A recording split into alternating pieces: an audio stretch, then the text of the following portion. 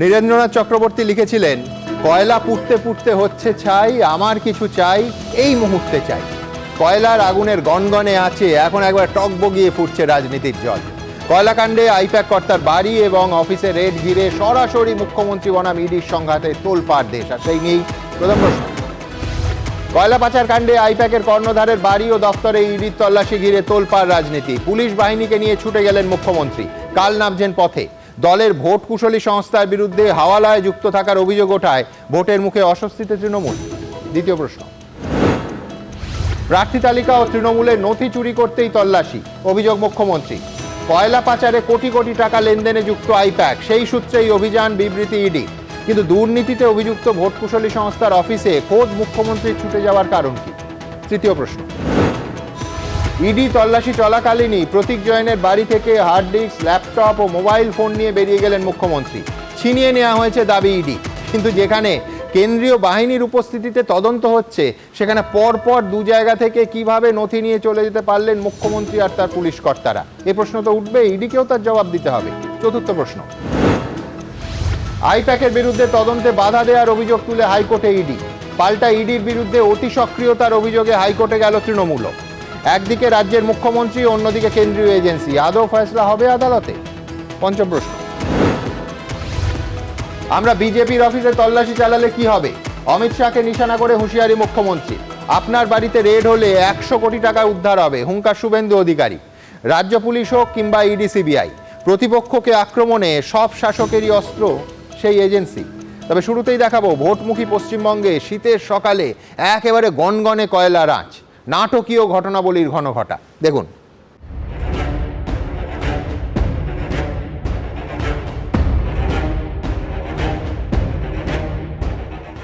শীতের বৃহস্পতিবার তপ্ত হয়ে উঠল আইপ্যাকের কর্ণধার ও তার অফিসে কয়লাকাণ্ডে কেন্দ্রীয় এজেন্সি ইডির তল্লাশি অভিযান।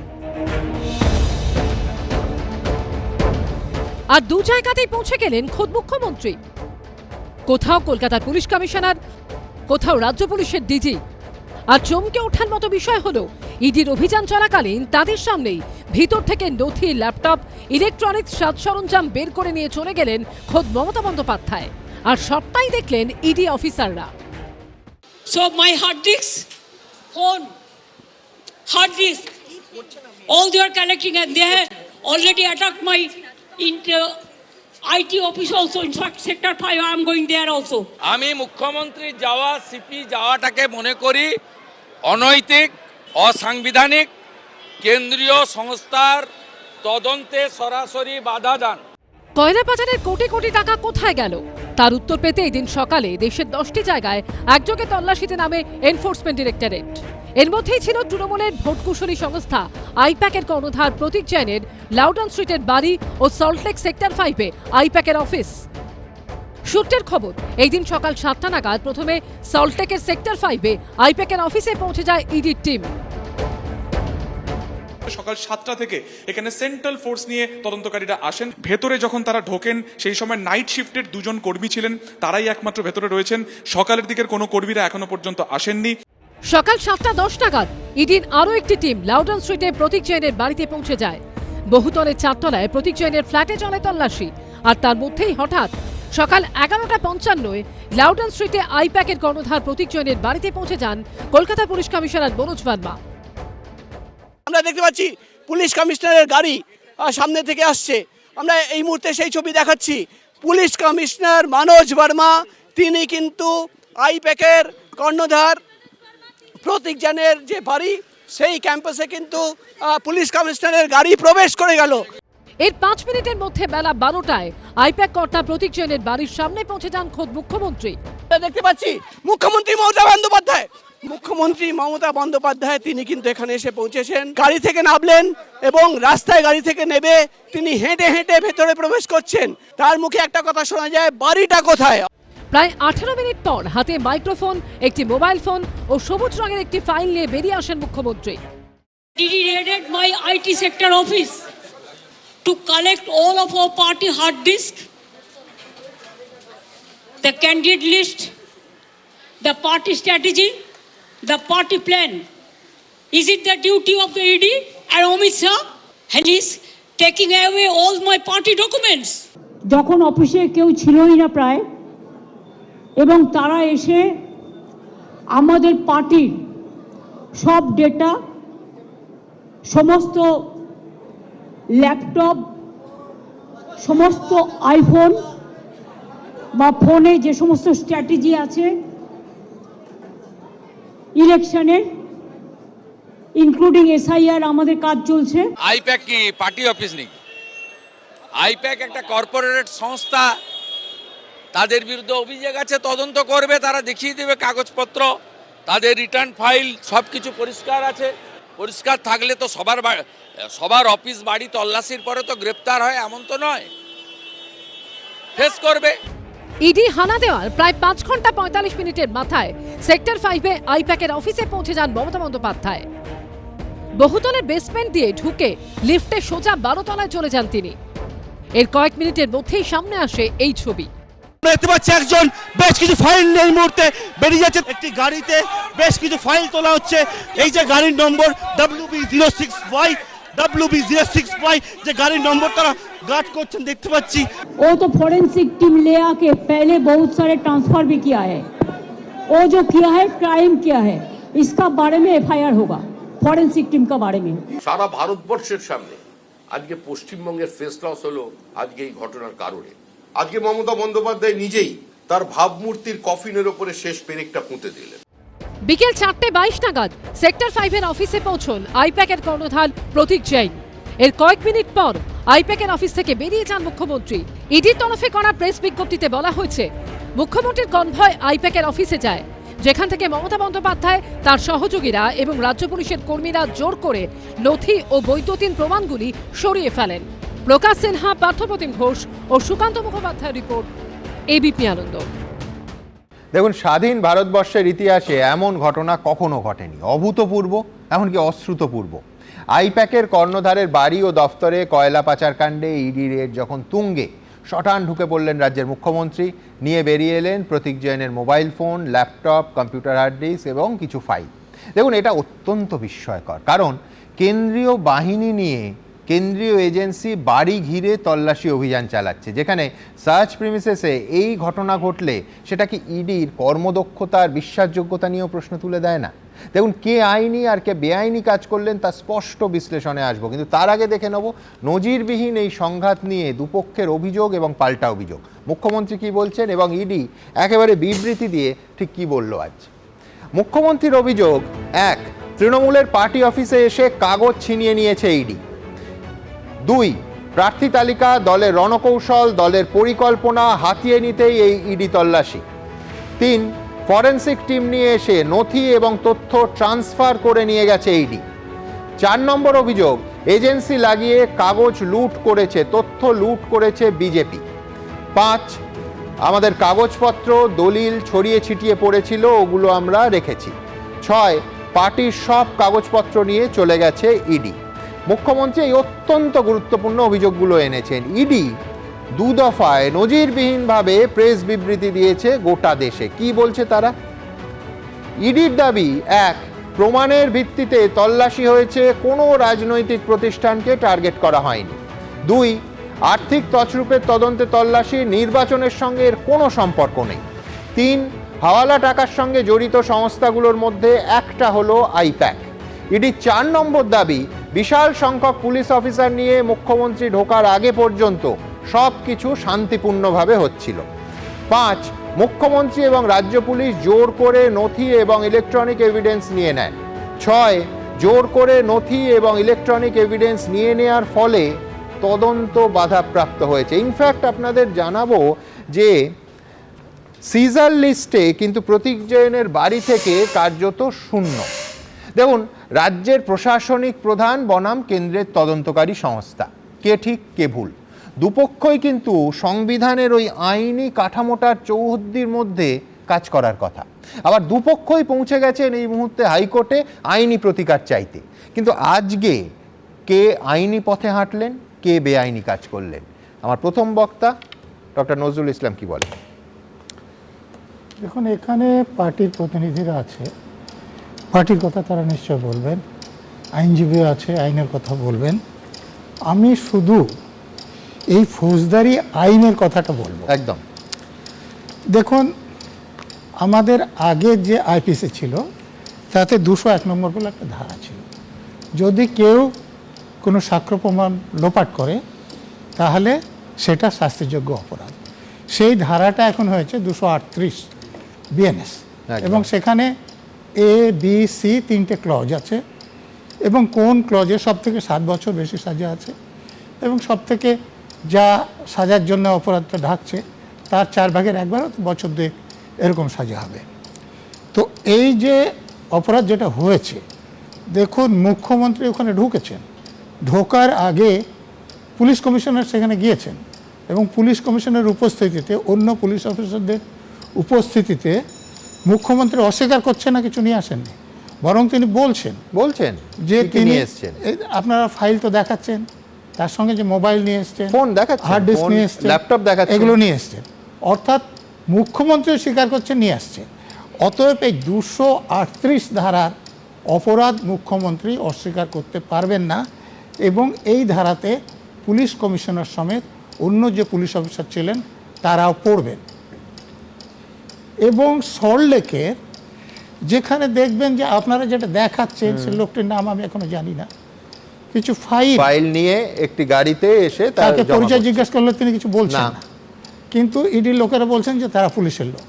সত্যি পুলিশের লোক কিনা আমি জানি না, কিন্তু যদি হয় তাহলে এই পুলিশের লোকেরা মুখ্যমন্ত্রী, এই যে আমি ধারায় কথা বললাম সেই ধারা সল্টলেকেও মামলা হবে। মুখ্যমন্ত্রী বলেছেন ফাইল ছড়িয়ে ছিটিয়ে পড়েছিল, আমরা তুলে রেখেছি। দেখুন, আমি অনেক দিন আইপিএস অফিসার হিসেবে কাজ করেছি, তাতে রেড করেছি। আমি যদি একটা জায়গায় রেড করি, সেখানে আমার অনুমতি ছাড়া কেউ ঢুকতে পারবে না, আর আমার অনুমতি ছাড়া কেউ কিছু নিতে পারবে না। এটা হচ্ছে আইন, যদি কেউ নেয় সেটা বেআইনি। নজরুলদা এই বিবৃতিতে বলছেন ফোর্সফুলি নেওয়া হয়েছে, তো সেটা মানে কলকাতা পুলিশ সেন্ট্রাল বাহিনীর উপর ফোর্স প্রয়োগ করলো। কেউ ছিনতাই বলছে, কেউ চুরি বলছে, এটা ডাকাতি সেকশন আসবে। যদি রাজ্য পুলিশ যেহেতু সল্টলেক 5 জন বা তার বেশি লোক হয়, 4 জনের কম হয়, তাহলে রবারি সেকশন আসবে। এটা বাড়তি রবারি অথবা ডাকাতি আসবে, এটা চুরি ছিনতাইয়ের সেকশনে আসবে না, জোর করে ফোর্সফুলি নিয়েছে যেহেতু। কিন্তু এখানেই শেষ নয়, আরও ধারা আছে। আমি আপনাদের অনুরোধ করব যে বিএনএসের 132 নম্বর ধারা, এর আগে একটা আলোচনা আপনাদের বলেছিলাম, 121 নম্বর ধারা, পাবলিক সার্ভেন্টকে তার ডিউটি করা থেকে বাধা দিলে এই দুটো ধারা আছে। গ্রিভান্স হার্ট হলে একটা ধারা হবে, গ্রিভান্স হার্ট না হলে অন্য ধারাটা হবে। অতএব পাবলিক সার্ভেন্টকে যে ডিটার করা হয়েছে এটাও কগনিজেবল নন ভেলেবল অফেন্স। এই ধারা থেকেও মাননীয় মুখ্যমন্ত্রী এবং পুলিশের অফিসাররা, এখানে যেমন কমিশনার গিয়েছিলেন, ওখানে ডিজিকে আপনারা দেখাচ্ছেন, ডিজি থেকে আরম্ভ করে পুলিশের যে লোকার আছে তাদের বিরুদ্ধে এই মামলা হবে। আমি আর একটা কথা বলছি, বলা হচ্ছে যে ইডির বিরুদ্ধে এফআইআর করা হয়েছে বা করা হবে। যাই হোক, আমি বলবো পুরানো আইপিসিতে 211 নম্বরের একটা ধারা ছিল, সেটা এখন 248 নম্বর ধারা হয়েছে। এই ধারায় বলা হয়েছে কোনো লোক যদি কারোর বিরুদ্ধে মিথ্যে মামলা করে, তাহলে যিনি মামলা করবেন, এটা যদি দেখানো যায় যে মিথ্যে মামলা করেছেন, তাহলে তার বিরুদ্ধে এই চার্জটা হবে, তার সাজা হবে। অর্থাৎ ইডির বিরুদ্ধে কেউ যদি মামলা করে, তো যে পুলিশ অফিসাররা করবে তারা কিন্তু ফাঁসবেন। আচ্ছা, এরপরে আমি একটা কথা বলবো। দেখুন, এসআইআরের সময় আপনারা দেখেছেন, এসআইআর যাতে না করতে পারে নির্বাচন কমিশন, তার জন্য লোক জড়ো করে বিভিন্ন জায়গায় বাধা দেওয়া হয়েছে। আজকে সল্টলেকের অফিসে যেটা হয়েছে, বিভিন্ন জায়গা থেকে বাসে করে লোকগুলো এখানে নেমেছেন, এবং সেখানে তৃণমূলের বড় বড় নেতারাও ছিলেন। একজন নেত্রীকে আপনাদের লোকেরা জিজ্ঞেস করেছেন যে এই যে যারা জড়ো হয়েছে তাদের কাদের কথা এসছে, কারা? তিনি বলছেন যে কারা জড়ো হয়েছে আমি কী করে বলবো। পুলিশ যদি নিরপেক্ষভাবে কাজ করে ওদেরকে গ্রেপ্তার করতেন, তাহলে ওই নেত্রী কেন, সর্বোচ্চ নেত্রীও জানতেন যে কারা এদেরকে নিয়ে এসেছে এবং কারা এসেছে। পুলিশ যেহেতু নিরপেক্ষভাবে কাজ করেনি বলে তারা বলতে পারছে, কিন্তু আমার মনে হয় না যে খুব বেশি দিন তারা এটা বলতে পারবেন, তাদের গলায় ফাঁসটা লাগবে। এবার আমি দর্শকদের জানাবো যে এই মুহূর্তে যে লোক জমায়েতের কথা হচ্ছে, এখনও ওই সল্টলেকের ওই ভবনের সামনে প্রচুর মানুষ জড়ো হয়ে আছেন এবং এখনও ভেতরে সেই তল্লাশি অভিযান চলছে। আমি অরূপের কাছে নিঃসন্দেহে যাব, কিন্তু তার আগে আপনাদের দেখাবো এই গোটা দিনের ঘটনাবলী এবং আবার বলছি 2 দফায়, এটা অন্তিম দফায় ইডির যে দীর্ঘ প্রেস বিবৃতি, গোটা দেশের সংবাদ মাধ্যমকে কি জানাচ্ছে ইডি দেখাবো। To collect all of our party hard disk, the candidate list, the party strategy, the party plan. And because of election, they are collecting all my information of my party.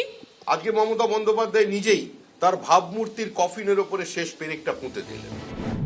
ইডির তদন্ত চলাকালীন সেখানে পৌঁছে নথি laptop নিয়ে বাইরে চলে আসার পর ইডির বিরুদ্ধে একের পর এক অভিযোগ করলেন মমতা বন্দ্যোপাধ্যায়।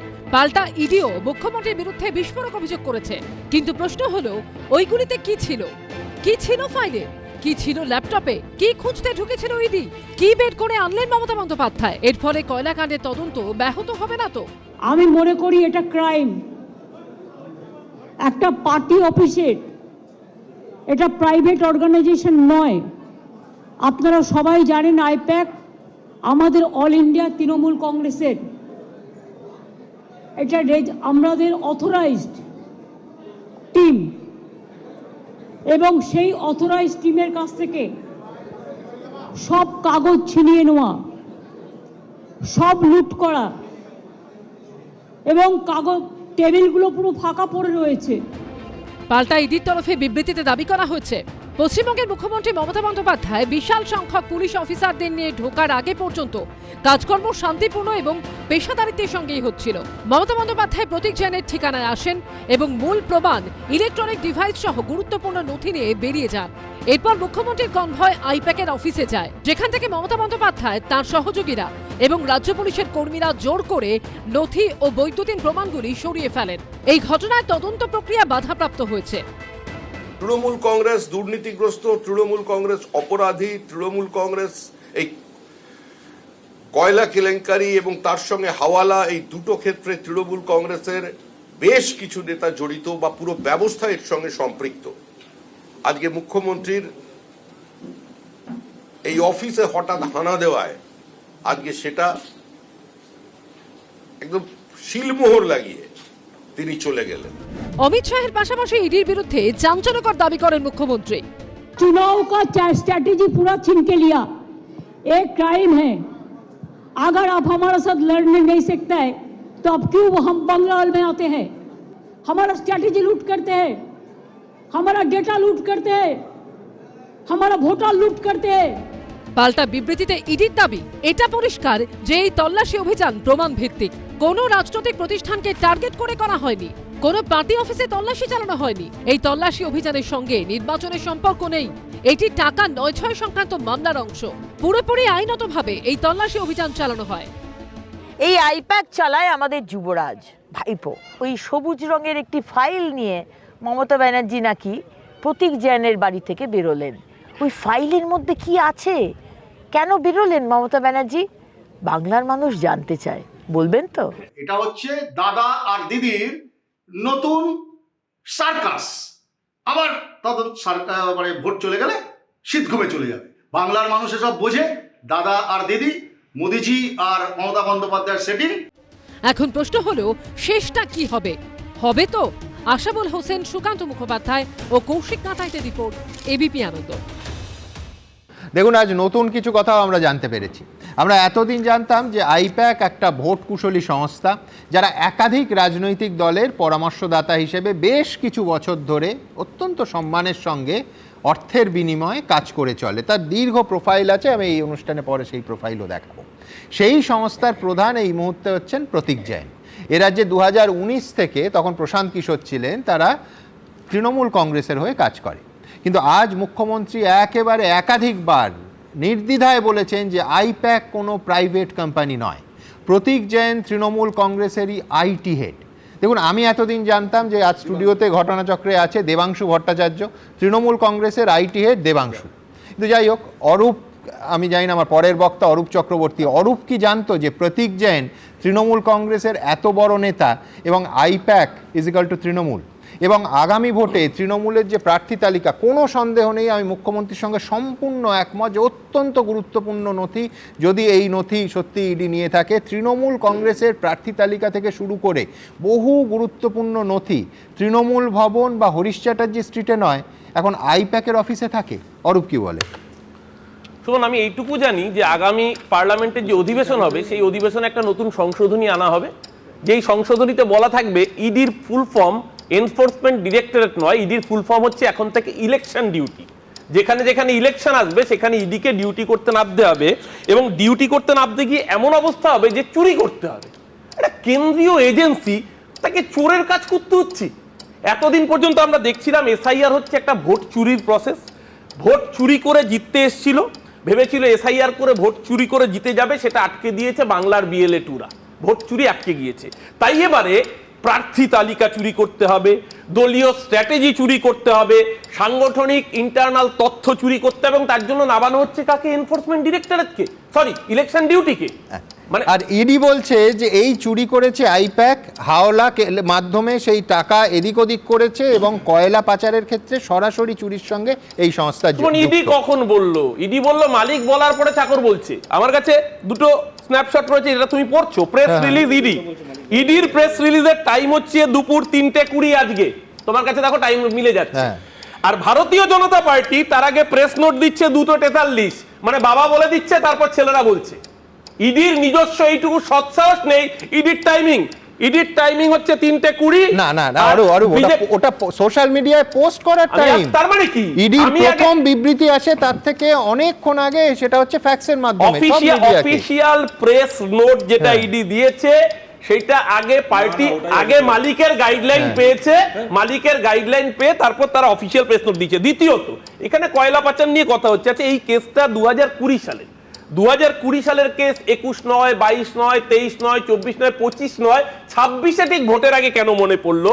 মাথায় রাখতে হবে যে অনুপ মাঝি এর সঙ্গে সবচেয়ে বেশি কয়লা রিলেটেড যার যার নাম উঠেছিল তাদের মধ্যে একজন রাজু ঝা খুন হয়েছিলেন, আরেকজনের নাম ছিল জয়দেব খান। কে এই জয়দেব খান? 2024-এর লোকসভা নির্বাচন, দুর্গাপুরে প্রচারে এসেছিলেন Amit Shah. To the director Andal airport, it is hereby informed to you that the following BJP members will be present at the Ondal airport on departure of the Home Minister Amit Shah on 10th May 2024. জলজল করছে শ্রী জয়দেব খানের নাম, কয়লা mafia Joydeb খান। কয়লা mafia Joydeb খান যে অমিত শাহকে C of করতে যাচ্ছে। কোন হোম মিনিস্টার? যার আন্ডারে সিআইএসএফ। কোন সিআইএসএফ? যার আন্ডারে কয়লা খনি, কয়লা পাচারের কিংপিন নাম, তার নাম হচ্ছে অমিত শাহ। যাকে সি অফ করতে যাচ্ছে একটা কয়লা মাফিয়া, মানে লুঠের লাইসেন্স দিয়ে দিচ্ছে। কোন সিআইএসএফ এর কর্তার হিম্মত হবে জয়দেব খানের বিরুদ্ধে ব্যবস্থা নেওয়া? আজকে এত বিনয় মিশ্রটা বললে না, কোথায় উবে গেল লোকটা? বিনয় মিশ্র ধরার দায়িত্ব কার? পালালো কি?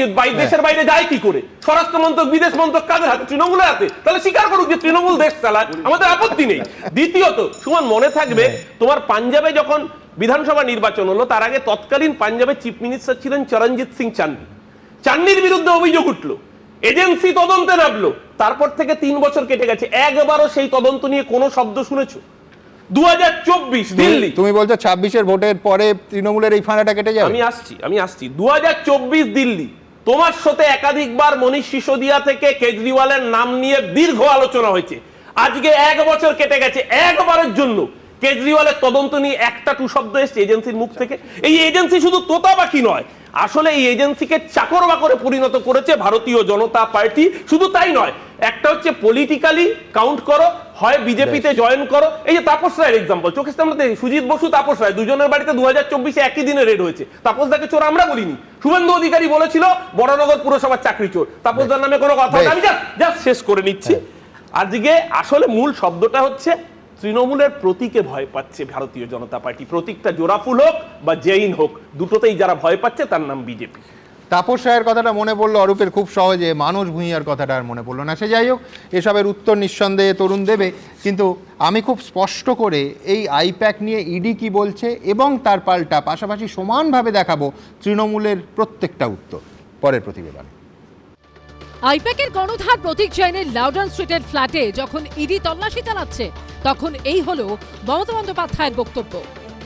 देखो मैंने सब लेके आया, so my hard disks, see Loudon street থেকে সল্টলেক সেক্টর 5 প্রায় 12 কিলোমিটার রাস্তা। বিধানসভা ভোটের আগে এই পথটুকু ঘিরেই উত্তপ্ত হয়ে উঠল রাজ্য রাজনীতি। আইপ্যাক কর্ণধারের বাড়ি ও অফিসে ইডির তল্লাশি, পাল্টা মুখ্যমন্ত্রীর প্রবেশ, হুঙ্কার, নথি বাইরে বেরোনো, কি করে বেরোলো তা নিয়ে প্রশ্ন। পাল্টা বিবৃতিতে মমতা বন্দ্যোপাধ্যায়ের বিরুদ্ধে ইডির চাঞ্চল্যকর দাবি। শীতের লক্ষ্মীবারে জমজমাট রাজনীতি। IT office, IPAC office. How can they do it like this? If I raid their party, their IT office, will it be all right? Partha চ্যাটার্জির কচি বান্ধবী অর্পিতার মতো 51 কোটি টাকা কারো বাড়িতে পাবে না। কয়লাকাণ্ডের একটি পুরনো মামলায় এদিন তল্লাশি চালায় ইডি। এনফোর্সমেন্ট ডিরেক্টরেটের দাবি, কয়লাকাণ্ডের তদন্তে বৃহস্পতিবার পশ্চিমবঙ্গের 6 জায়গায় এবং দিল্লির 4 জায়গায় অভিযান চালানো হয়। বিবৃতিতে ইডি জানিয়েছে, সিবিআই 2020 সালের 27 নভেম্বরের একটি মামলা, যেখানে অরূপ মাঝি সহ বেশ কয়েকজনের বিরুদ্ধে অভিযোগ রয়েছে, তার ভিত্তিতে ইডি একটি ইসিআইআর রেকর্ড করে। ইডির দাবি, অরূপ মাঝির নেতৃত্বে কয়লা পাচার চক্র পশ্চিমবঙ্গের ইসিএল এর লিজ নেওয়া এলাকা থেকে বেআইনিভাবে কয়লা চুরি ও উত্তোলন করত। তদন্তে হাওয়ালা যোগেরও প্রমাণ মিলেছে। তদন্তে উঠে এসেছে, কয়লা পাচারের কোটি কোটি টাকা তছরূপে যুক্ত একজন hawala operator Indian pack consulting private লিমিটেডকে কোটি কোটি টাকা লেনদেনের ব্যবস্থা করে দিয়েছে। আইপ্যাকও হাওয়ালা টাকার সঙ্গে জড়িত সংস্থাগুলোর মধ্যে একটি। ইডির দাবি, তারই সূত্র ধরে এদিন আইপ্যাক কর্ণধারের বাড়ি ও অফিসে চলে তল্লাশি অভিযান। He raided my IT sector office and IT sector in charge house to collect all of our party hard disk, the candidate list, the party strategy, the party plan. I-PAC কি party office নাকি? I-PAC একটা corporate সংস্থা, তাদের বিরুদ্ধে অভিযোগ আছে, তদন্ত করবে, তারা দেখিয়ে দেবে কাগজপত্র পরিষ্কার থাকলে তো সবার অফিস বাড়ি তল্লাশির পরে তো গ্রেপ্তার হয় এমন তো নয়, ফেস করবে।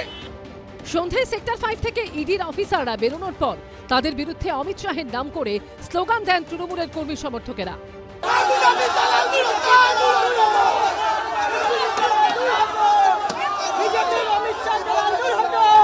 পার্থপ্রতিম ঘোষ, ব্রতদীপ ভট্টাচার্য ও সুকান্ত মুখোপাধ্যায়ের রিপোর্ট, এবিপি আনন্দ। দেখুন, আজ এত বড় ঘটনার পর কেউ যদি ইডির দেয়া এই বিবৃতিটা পড়েন, তাহলে তার বারবার মনে প্রশ্ন জাগবে, এদেশের এনফোর্সমেন্ট ডিরেক্টরেট বা ইডি কি দুগ্ধপোষ্য শিশু? ইডির বিবৃতি আজ বলছে যে সার্চ প্রিমিসেসের মধ্যে একটা সার্চ প্রিমিসেস নয়, দুটো তল্লাশি স্থল থেকে মুখ্যমন্ত্রী কি এভিডেন্স অর্থাৎ মূল প্রমাণগুলো, সব থেকে গুরুত্বপূর্ণ নথিপত্রগুলো নিয়ে নাকি বেরিয়ে গেছেন। আমি বলছি, প্রথমে প্রতীক জৈনের বাসস্থানে যখন এই ঘটনা ঘটল, মুখ্যমন্ত্রী নিজে বেরিয়ে এসে নিজেই দেখালেন যে ফোন, ল্যাপটপ, হার্ড ডিস্ক নিয়ে তিনি বেরিয়ে এসছেন। লাইভে এবিপি আনন্দ সহ যাবতীয় সংবাদ মাধ্যমকে খোলাখুলি বললেন যে এইবার তিনি সেক্টর 5-এ আইপ্যাকের অফিসে যাচ্ছেন। তখনও কিন্তু কেন্দ্রীয় সংস্থা সতর্ক হলো না। মুখ্যমন্ত্রী লাউডন স্ট্রিট থেকে সল্টলেক সেক্টর 5-এ গেলেন। সেখানে গিয়ে আবার ইডিরই ভাষায় ফোর্সিভলি, বলপূর্বক নানাবিধ ফিজিক্যাল ডকুমেন্ট, আমি ইডিকে কোট করছি, এবং ইলেকট্রনিক এভিডেন্স নিয়ে চলে গেলেন। মানে পুরো বিবৃতিটা পড়ে যে কোনো সুস্থ মানুষের একটাই প্রশ্ন মনেও জাগবে, ইডি কি কচি খোকা? এত সেন্ট্রাল ফোর্স নিয়ে সকাল বিকেল মিডিয়াকে যারা আটকায়, একেবারে ঘিরে ফেলে, যেখানে এই তল্লাশি চলে ঘন্টার পর ঘন্টা, তারা কি করছিল?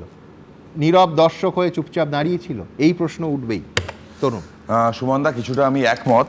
সাধারণ লোক যদি এরকম করতো, তার ঘেঁটি ধরে যেমন ইডি তাকে গারদে পুরতো, এই ক্ষেত্রেও সেটা করা উচিত ছিল বলে আমি মনে করি। সেকেন্ড হচ্ছে, তোমরা অবাক হচ্ছ কেন?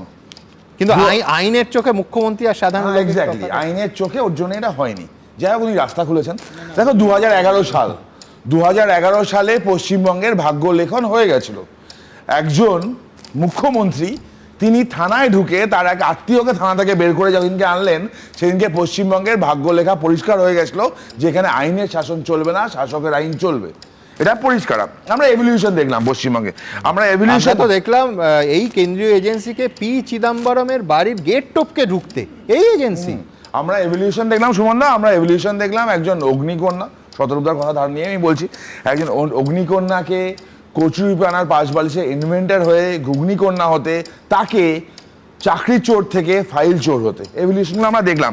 আর আমি দেখছিলাম বিবৃতিগুলো দেখছিলাম, আইটি সেলের প্রধান বললো তোমার ক্যামেরাকে বলবো একটু জুম করে দেখাতে, তোমাদের এখানে দেখা গেছে তোমাদের মানে আমি যখন তোমার যে পুরো ইনসিডেন্টটা দেখাচ্ছিলে গাড়ির ছবি দেখা তখন একটা ফটো দেখলাম আমি, এই একটা ফাইল ওইখান থেকে মমতা বন্দ্যোপাধ্যায় নিয়ে এসছে।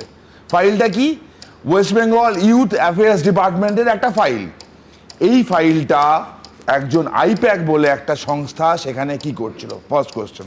সেকেন্ড কোশ্চেন, সরকারি আরও নথি ওখান থেকে আরও যেগুলো পাওয়া গেছে সেগুলো ওখানে কি করছিল।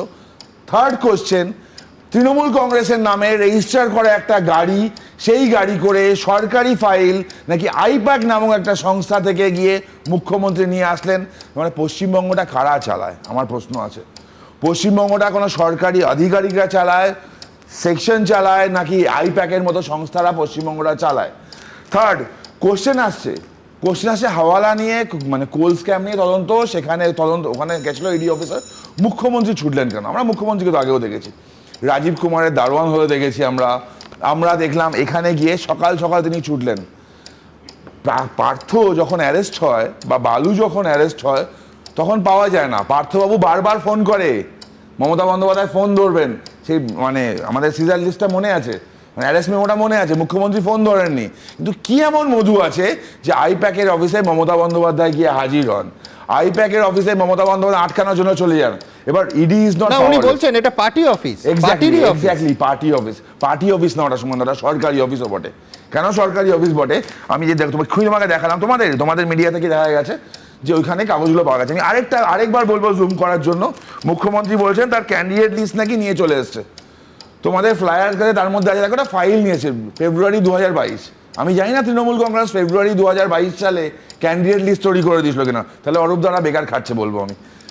এবার ফেব্রুয়ারি 2022 ক্যান্ডিডেট লিস্ট করে নিল, সেই ক্যান্ডিডেট থেকে নিয়ে আসলো। সুমন, আমার প্রশ্ন খুব পরিষ্কার, মুখ্যমন্ত্রী তিনি হোম মিনিস্টার অফ হোম ডিপার্টমেন্টের দায়িত্ব আসেন বটে, সরকার আমার পুরো সেক্টর ইডি কি মামলা করবে, কি মামলা আছে সেকেন্ডারি অ্যাসপেক্ট পরে আসবে। সাধারণ নাগরিক হিসাবে আমার প্রশ্ন আছে, ওয়েস্ট বেঙ্গলে গভর্নমেন্ট ফাইলসগুলো একটা প্রাইভেট সংস্থার অফিসে কি করছিল?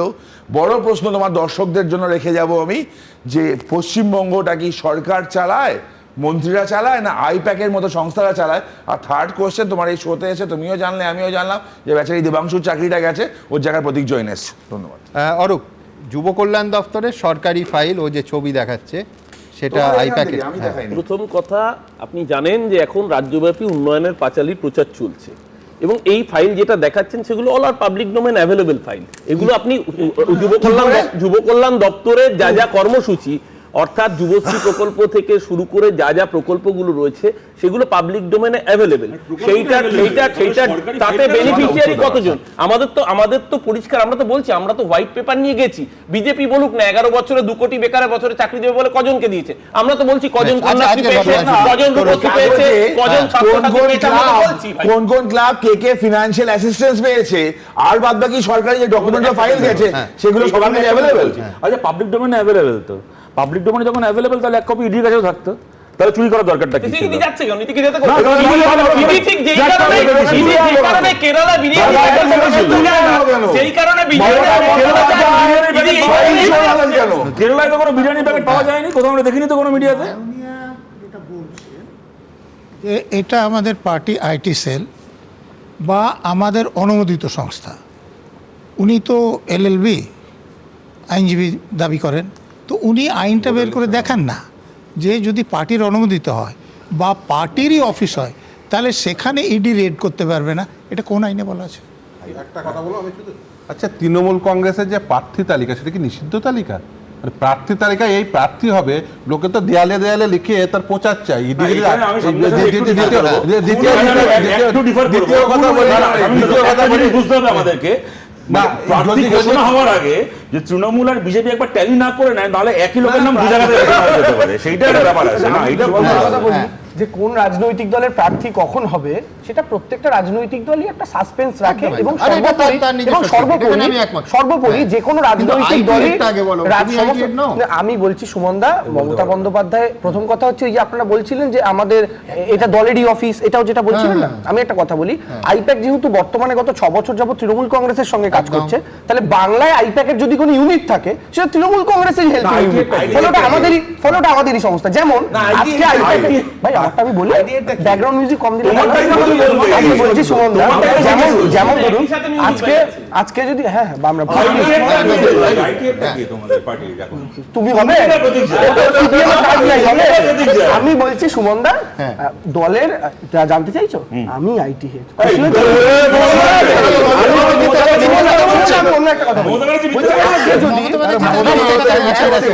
দেবাংশু স্পষ্ট বলছে ওই আইটি হেড প্রতীক জৈন আমাদের পার্টির অফিসিয়াল কোনো পোস্ট হোল্ডার নন। প্রতীক জৈন আমাদের দলকে অ্যাসিস্ট করছেন। প্রতীক জৈন হচ্ছেন বিয়ে বাড়ির ক্যাটারার। বিয়েটা তারাপদ চৌধুরীর মেয়েরই হচ্ছে, তারামা ক্যাটারারের নয়। তারামা ক্যাটারারের কাজ হচ্ছে বাজার করে কেটে সবজিটা সার্ভ করে দেওয়া। মিলন ক্যাটারার ভালো খাইয়ে গেল, মুখ্যমন্ত্রী কোট অ্যান্ড কোট আলটিমেটলি মানে তারাপদ চৌধুরী খাইয়েছেন, মুখ্যমন্ত্রী কোট অ্যান্ড কোট বলছেন আমাদের আইটি হেড। হ্যাঁ আমি এটাই বলছি, দেখুন আমাদের আইটির আমি বলছি আমাদের আইটির যত কাজকর্ম তার অধিকাংশ কাজকর্ম আইপ্যাকের অফিস থেকে হয়, ঠিক আছে?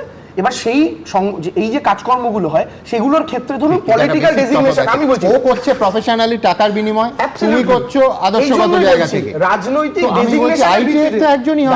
ডেজিগনেশনের ভিত্তিতে যদি দেখেন, যেহেতু দলের সঙ্গে আমি যুক্ত, রাজনৈতিক ডেজিগনেশনের জায়গাটা থেকে আমারই আইপ্যাক আমাদের দলকে অ্যাসিস্ট করছে। এবং আমাদের দলের ক্ষেত্রে শুধু আইটির কাজ নয়, আমাদের দলের প্রচার থেকে শুরু করে বিভিন্ন ক্ষেত্রে ম্যানেজমেন্টের যে জায়গাটা সেটা আইপ্যাক আমাদের বহুদিন ধরে হেল্প করছে। যেটা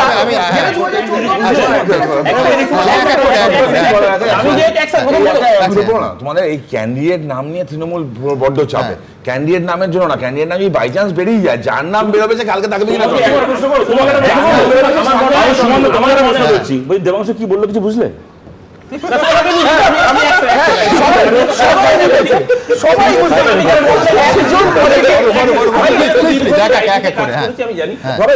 সফটওয়্যারটা বানিয়েছে টিসিএস, এবার সফটওয়্যারটা যদি কোনো প্রবলেম হয় রেসপন্সিবিলিটি কিন্তু টিসিএস কেও নিতে হবে, এটাই দেবাংশ বলতে চেয়েছে। আরে বিতর্কটা আগে এগিয়ে নিয়ে আয় অরূপ, এক সেকেন্ড। আমার পার্টির 30টা আইটি হেড আছে, আচ্ছা ওর আপত্তি নেই, কিন্তু ইংরেজি বেশ ওর আপত্তি নেই, কিন্তু মুশকিলটা হচ্ছে যে ইংরেজি ভাষার আপত্তি আছে। তার কারণ হচ্ছে শব্দটা হেড আছে, হেড একজনই হয়, কেউ দশানন নয় তো, রাবণ নয় তো যে 10টা হেড থাকবে। সুতরাং মানে কারুর শতরূপের আপত্তি না থাকতে পারে, ইংরেজি ভাষার আপত্তি আছে। কিন্তু জোকস অ্যাপার্ট, তুমি যেহেতু একটা প্রাইভেট ফার্মের কথা বললে, আমি বলছি ইস্যুটা হচ্ছে যে ধরো একটা টিসিএস এর নামটা তুমি করলে, আমি সেই বলতে সেই প্রেমিসেসে কোনো ঘটনা ঘটলো, আমি বলছি তার জন্য লায়াবেল কে হবে? এবং পুলিশ বা এজেন্সি, রাজ্যের পুলিশই বলছি বা কলকাতা পুলিশ তো অনায়াসে যেতে পারবে। আজকে যেদিন আমার সফটওয়্যার প্রপারলি ফাংশন না করে, হেডেকটা কিন্তু এসবিআই এরই থাকবে, হেডেকটা টিসিএস এর একা থাকবে। একদম আচ্ছা বেশ হয়েছে আমি কাকে সরিয়ে হব? প্রতীক জৈন কেন এটাই বলো। আচ্ছা আমি বলতে চাইছি তুমি 3 নম্বর হবে, তোমার ভাই চাকরি আপাতত চতুর্মুখী 3 অবধি পৌঁছেছি, 4 হলে একেবারে ব্রহ্মা প্রজাপতি ব্রহ্মার জায়গায় চলে যাবে, 4টে মুখ। কিন্তু সেটা নয়, আমি অরূপকে যেরকম প্রশ্ন করলাম, পাশাপাশি অবশ্যই এই প্রশ্ন পাশাপাশি তুলতে হবে যে মুখ্যমন্ত্রী, আমি বলছি যে ধরুন একজন প্রাইম অ্যাকিউজড, ইডির কথা অনুযায়ী তার বাড়ি থেকে তার মোবাইল, ল্যাপটপ এবং হার্ড ডিস্ক মুখ্যমন্ত্রী নিয়ে চলে এলেন। আমি বলছি তারপরে আমি বিবৃতি দিয়ে আমি কোর্টে যাচ্ছি, বিবৃতি দিয়ে গোটা পৃথিবীকে জানাচ্ছি যে অত্যন্ত বলপূর্বকভাবে মুখ্যমন্ত্রী ছিনিয়ে নিয়েছেন। আমি বলছি ওখানে তো সেন্ট্রাল ফোর্স ছিল, ওখানে অফিসাররা ছিলেন, ওখানে বিরাট কর্ডন করে কেন্দ্রীয় বাহিনীর তত্ত্বাবধানে ঘিরে ধরে একেবারে সেখানে সাধারণ মানুষের বা পুলিশের কারুর ঢোকার অধিকার থাকে না, সেখানে ঢুকে নাকি এর ভেতরে অন্য কোনো গল্প আছে? আমার এই প্রশ্ন, আমি সবার কাছে যাব, তার আগে প্রতিবেদন। এই গল্পটা অত্যন্ত রহস্যজনক ইডির দিক থেকেও। দেখুন, আইপ্যাকের কর্ণধার প্রতীক জৈনের লাউডন স্ট্রিটের ফ্ল্যাটে যখন ইডি তল্লাশি চালাচ্ছে, তখন এই হলো মমতা বন্দ্যোপাধ্যায়ের বক্তব্য। देखो मैंने सब लेके आया, so my hard disk, see, phone, hard disk, all they are collecting, and এরপর আইপ্যাকে সেক্টর 5-এর অফিসে ইডির তল্লাশি চলাকালীন সেখানে এই মন্তব্য করেন মমতা বন্দ্যোপাধ্যায়। ওগুলো আমাদের, ওগুলো ছড়িয়ে ছিটিয়ে পড়েছিল সব, এগুলো আমাদের, আমরা রেখেছি, এটা আমাদের কাগজপত্র, আমার দলের।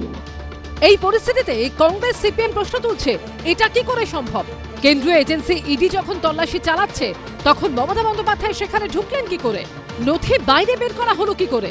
ইডি অফিসাররা আটকালেন না কেন? আজকে ইডির অফিসাররা কেন মুখ্যমন্ত্রী নাকি ফাইল নিয়ে বেরোচ্ছিলেন, কেন আটকালেন না? কারণটা কি? তার মানে কি এটাও বাইনারি পলিটিক্স?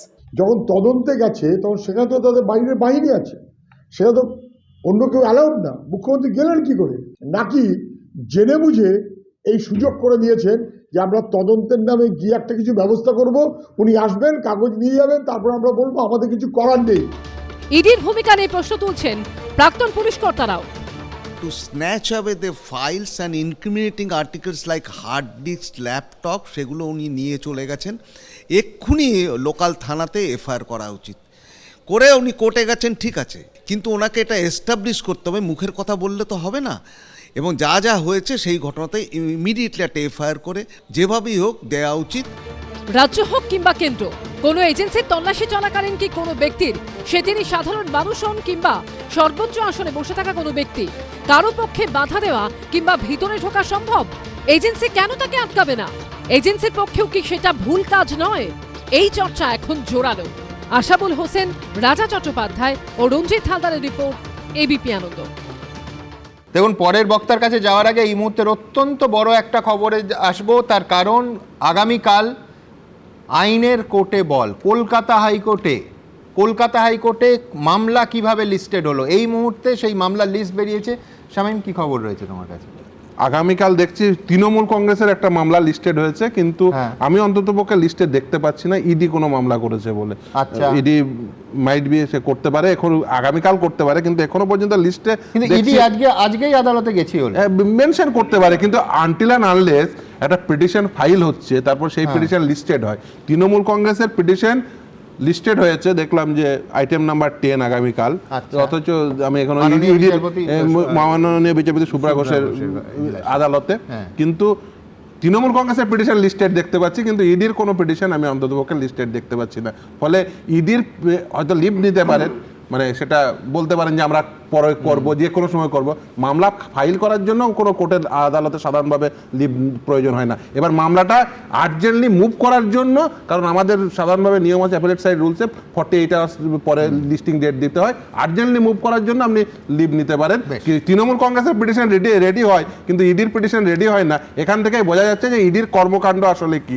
ইডি একজন মানুষকে, একজন মুখ্যমন্ত্রীকে, যেখানে তারা সার্চ সিজার চালাচ্ছে, গট করে অনুমোদন করলেন সেখানে ঢুকে যেতে, তারপর তিনি সেখান থেকে ফাইল নিলেন, তারপর ফাইল নিয়ে গটগট করে বেরিয়ে গেলেন, তাও আবার পুলিশি নিরাপত্তায়। এবং ভাবুন, একবার জানিয়ে রাখি ইডি তারপরে সিজার লিস্ট নীল, মানে কোনো কিছু সিজ করেনি।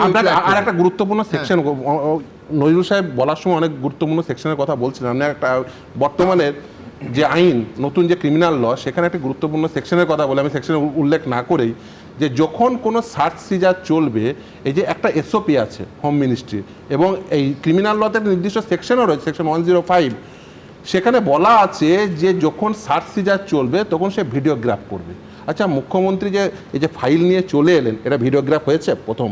দ্বিতীয় কথা, মুখ্যমন্ত্রী বেশ কিছু পুলিশ আধিকারিকদের নিয়ে গেলেন, বেশ কিছু আইপিএস আধিকারিকও ছিলেন। সেই আইপিএস আধিকারিকরা কিন্তু জানেন খুব স্বাভাবিকভাবেই তারা কেন্দ্রের হাতে, তারা পুলিশ মুখ্যমন্ত্রীকে সহায়তা করলেন একটি দুষ্কর্ম করতে।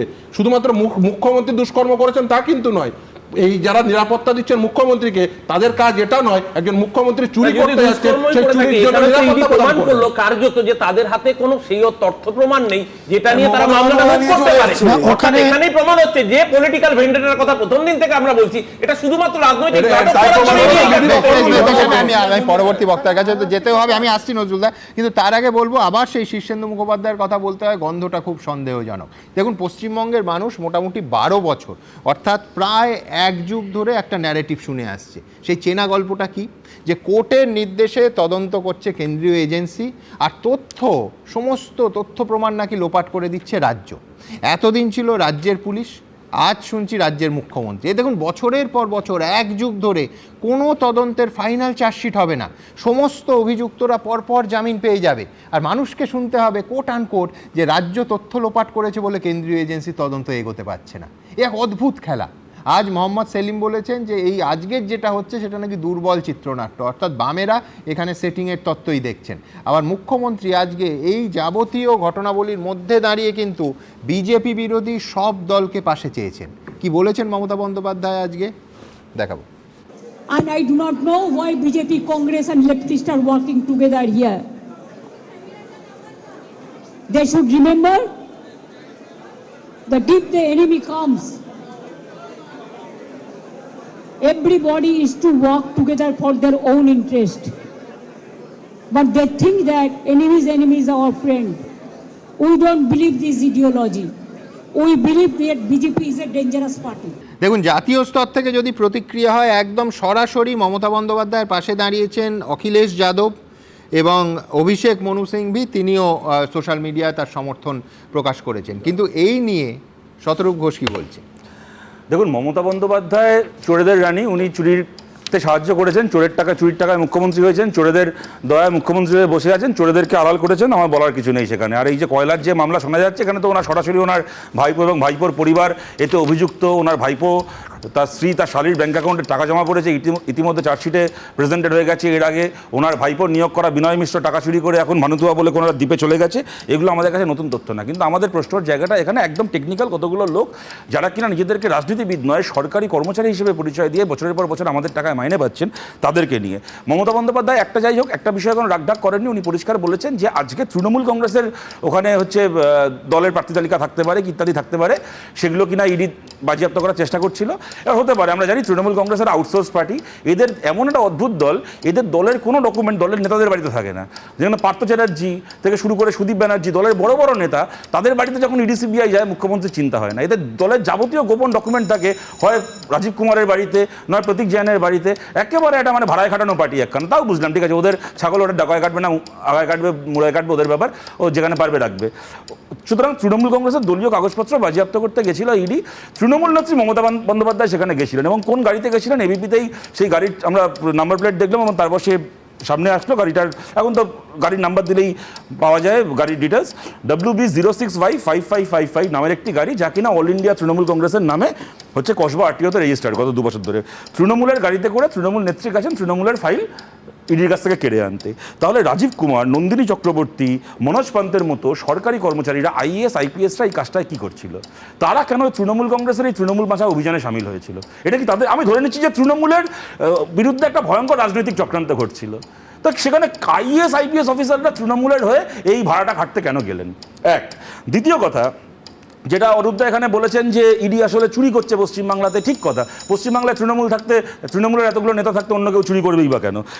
কিন্তু আমার প্রশ্নের জায়গাটা হচ্ছে এখানে, যেটা তরুণজ্যোতি বলা শুরু করলো, এইটা বলে যে ইডি কাজে যদি কেউ হস্তক্ষেপ করে তাহলে প্রথমেই উচিত ছিল ইডির তাকে গ্রেপ্তার করা। উচিত ছিল, এ তারা 5 বছরের বাচ্চাও জানে, করলো না কেন ভাই? তুমি তরুণজ্যোতি বা তোমার দলের সহকর্মীরা, তোমরা তো সেটিং মানে ইন্ডি জোট, মমতা বন্দ্যোপাধ্যায়ের সঙ্গে আমাদের দিল্লিতে দোস্তি, বাংলায় কুস্তি, এইসব থিওরির মাস্টার, প্রত্যেকদিন তো 3 বেলা এখানে এসে এইসব বলো। তা আজকে যে ইডির কাছে গিয়ে মমতা বন্দ্যোপাধ্যায় একেবারে ঢুকলেন, যাবতীয় প্রয়োজনীয় ফাইল হার্ড ডিস্ক নিয়ে 15 মিনিটের মধ্যে বেরিয়ে আসলেন। তারপরের জায়গায় আবার বলে কয়ে গেলেন, যেটা তুমি রাইটলি ইউ পয়েন্টেড আউট, যে প্রতীক জৈনের বাড়ি থেকে বেরিয়ে বললেন যে আমি এখন যাচ্ছি, বলে কয়ে ওখানে গেলেন, মানে যেন জামাই আদর করার জন্য বসেছিল ইডি ওখানে। এই এসমা লক্ষ্মী বসে ঘরে করলো ওরা, মমতা বন্দ্যোপাধ্যায় ঢুকলেন, কাগজপত্র নিলেন, বেরোলেন। এই যে এটা করতে পারছেন উনি দিনের পর দিন, আমি উল্টো দিক থেকে বলছি সুমনদা, সিবিআই এর কাছ থেকে রাজীব কুমারকে ছাড়ানোর পরেও আজ 2019 থেকে 2026 অবধি যদি কোনো ব্যবস্থা না হয়ে থাকে, না ওনার বিরুদ্ধে না রাজীব কুমারের বিরুদ্ধে, তাহলে কেন মমতা ব্যানার্জি এটা করবেন না? এইভাবে যদি আমার আইন ভাঙাটাকে একটা সরকারি শিল্প স্বীকৃতি দিয়ে দেওয়া হয়, যে সিবিআই চিদম্বরমের বাড়িতে 5 লোককে ঢুকতে পারে, সেই সিবিআই যদি ক্ষমতা না থাকে রাজীব কুমারকে ধরার, এবং সেইবার ধরতে পারলো না, ঠিক আছে, দেখুন আমরা তা বলে কেউ তো চাই না যে মমতা বন্দ্যোপাধ্যায় পুলিশ নামিয়ে দিলেন, এদিক থেকে মিলিটারি এসে গুলি চালাবে, পুলিশ বনাম মিলিটারি গোলাগুলি চলবে, এটা আমরা কেউ দেখতে চাই না। কিন্তু সেই মুহূর্তে আমি না পারলেও পরে একাধিকবার রাজীব কুমারকে ডেকেছিল সিবিআই, রাজীব কুমার গেছিল আসামে গিয়ে, আমার যদ্দূর মনে আছে একবার জিজ্ঞাসাবাদ ফেস করেছিলেন, তাকে গ্রেপ্তার করা হলো না, চাপা পড়ে গেল, মানে শিলং, তাই মানে আসামের শিলংয়ে চাপা পড়ে গেল। তো মেঘালয় সরি মাই ব্যাড, শিলংয়ে গিয়ে জিজ্ঞাসাবাদ করেছিলেন, তারপরে সে ঘটনা চাপা পড়ে গেল 2019 থেকে 2026। বারবার করে যদি মমতা বন্দ্যোপাধ্যায় এটা করে পার পেয়ে যেতে পারেন, তাহলে উনি কেন এই কাজটা বারবার করে করবেন না? এখন শোনা যাচ্ছে ইডি একটা মামলা করবেন। নজরুল সাহেব এখানে বলার সময় উনি সঠিকভাবে কতগুলো ধারা বলেছেন। এই প্রতিটা ধারা, সরকারি কর্মচারীর কাজে হস্তক্ষেপ থেকে শুরু করে এই প্রতিটা ধারা তো 2019 সালেও এগুলো রেলিভেন্ট ছিল। তো সেই ধারাতে একদিন পর্যন্ত কি তার পরিণতি হলো? এখন ইডি বলছে মামলা করবে, এখন অব্দি কোনো মামলা করেনি। শামীম এখানে বলার সময় বললো যদি মামলা করেও আমাদের আশঙ্কা, এটা আমি খুব মানে অ্যান্টিসিপেট করছি, এটা আমি ভুল হলেই খুশি হব, দেখা যাবে কালকে হয়তো এই মামলার পরে রায় আসবে, কোর্ট তীব্র ভর্ৎসনা করছে এবং একটা হলফনামা কি বা একটা শ্বেতপত্র হিসাব বলে হলফনামা চাইছে। তো কি হবে ওই রায় দিয়ে? আমি বলছি যে ইডির কাজে কেউ যদি হস্তক্ষেপ করে, ইডি তাকে যদি সেইখান থেকে গ্রেপ্তার না করে, তার বদলে যদি পরের দিন কোর্টে গিয়ে বলে আমার কাছে হস্তক্ষেপ করা হয়েছে, আমি শেষ করছি সুমন আমার কথাটা, অ্যাট দ্য মোস্ট কোর্ট কি বলতে পারে যে আপনি ওখান থেকে কি ফাইলপত্র নিয়েছেন ফেরত দিয়ে দিন। তো মমতা বন্দ্যোপাধ্যায়ের কি মানে উনি পাগল না মাথা মোটা যে উনি সেই যদি সত্যি উনি কোনো চুরির ডকুমেন্ট নিয়ে চলে এসে থাকেন সেগুলোকেই আবার পরের দিন ফেরত দেবেন? উনি জাগো বাংলার 5টা কপি ফাইলে ঢুকিয়ে দিয়ে দেবেন কালকে ইডিকে, বলবেন এগুলোই পেয়েছিলাম প্রতীক জৈনের অফিস থেকে। সুতরাং কথাটা হচ্ছে আমরা একটা 5 বছরের বাচ্চাও পশ্চিমবাংলায় বুঝতে পারছে, এমনকি বিজেপি শাসিত রাজ্যের মুখ্যমন্ত্রীদেরও সেই ক্ষমতা নেই মোদির আমলে ভারতে যে ক্ষমতা মমতা বন্দ্যোপাধ্যায় রয়েছে। উনি ইচ্ছে মতো সিবিআইয়ের কাছে, ইডির কাছে গিয়ে পছন্দ মতো জিনিসপত্র নিয়ে চলে আসতে পারেন। যদি মোদির আমলে, অমিত শাহর আমলে মমতা বন্দ্যোপাধ্যায় এই ক্ষমতা পেয়ে থাকেন, তাহলে এই ক্ষমতাকে উনি কাজে লাগাবেন, এতে বলার কি আছে? ঠিক, আমি বলছি অজিত পাওয়ার কয়েকদিন আগে দেখলাম এই পুরসভার ভোটে বিজেপিকে বলছেন যে আমার নামে অভিযোগ করেছিল, এখন দেখো আমার পাশে দাঁড়াতে হচ্ছে। এই হচ্ছে এজেন্সি এবং রাজনীতিবিদদের সম্পর্ক। সুমন, তৃণমূল খুব খারাপ পার্টি, ভাড়ায় খাটা পার্টি, ইত্যাদি ইত্যাদি, কিন্তু পৃথিবীর শ্রেষ্ঠতম পার্টি সিপিএম, তার এই অবস্থা কেন? শতরূপের বক্তব্য শুনে বুঝতে পারলাম যে সুমনদের শোয়ের ভার্সন এক, আর কোনো পডকাস্টে গিয়ে ভার্সন হচ্ছে মমতা বন্দ্যোপাধ্যায় রাজনৈতিক ইতিহাস, তার জননেত্রী, রাস্তার আন্দোলনের ইতিহাস। এখানে সুমনদের এই শোতে কালো আর পডকাস্টে গিয়ে ভালো। শতরূপ ঘোষের বক্তব্য শুনতে শুনতে আমি বুঝতে পারছিলাম না সৃজিত মুখার্জি সিনেমা দেখছি নাকি না অন্য কোনো নতুন ভার্সন দেখছি। আমার মনে হয় শতরূপ অ্যাপ্লাই করতে পারে দেবাংশুর পরে মমতা বন্দ্যোপাধ্যায় মানে একজন রাজনৈতিক নেত্রী হিসেবে বা স্ট্রিট ফাইটার হিসেবে অসম্ভব সফল, এটা সত্যি, এবং চোরদের সরকার চালাচ্ছে এটাও সত্যি। ঠিক যেমন অরূপ চক্রবর্তী একজন আইটি সেক্টরের কর্মী হিসেবে খুব ভালো ছিল এবং তৃণমূলের কাউন্সিলর হিসেবে দুর্নীতিগ্রস্তদের দলে রয়েছে, এটাও দুটোই সত্যি। কোনটা জানতে চাই শতরূপের কোন ভার্সন জানেন? ভালো না আগে খারাপ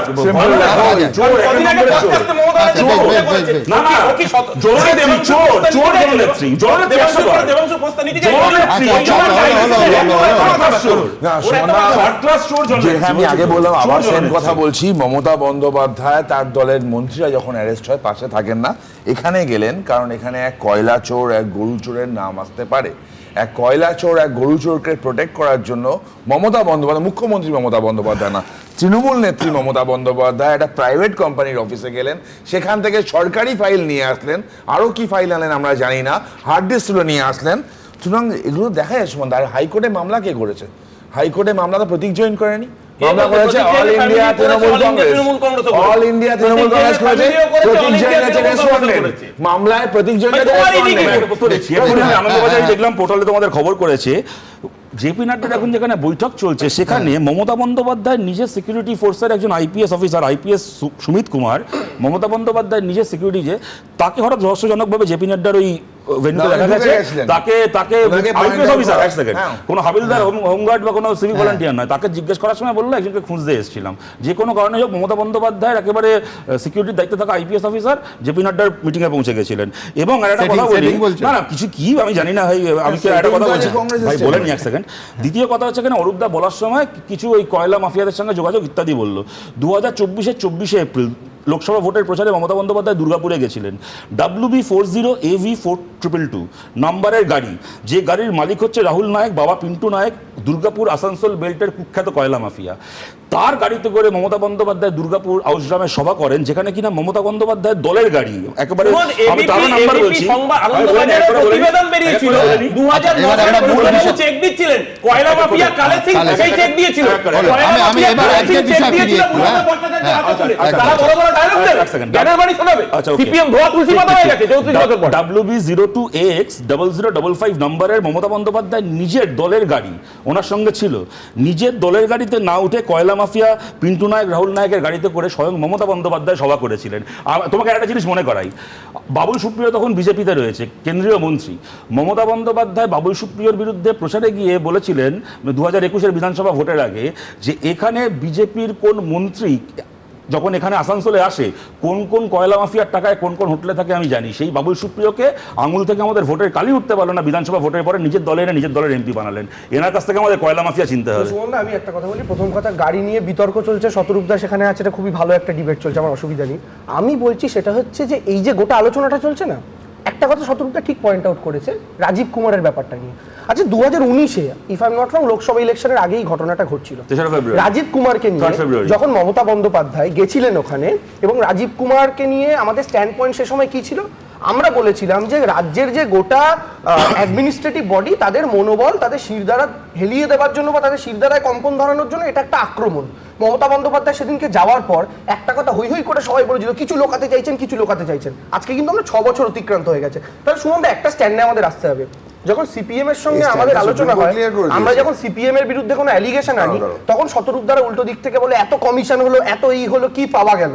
তার মানে ওই না পাওয়া যাওয়াটা সিপিএম এর সততা প্রমাণ করে, আর সিবিআই ইডির কিছু খুঁজে না পাওয়া যাওয়াটা আমাদের সততা প্রমাণ করে না, প্রমাণ করে সেটিং।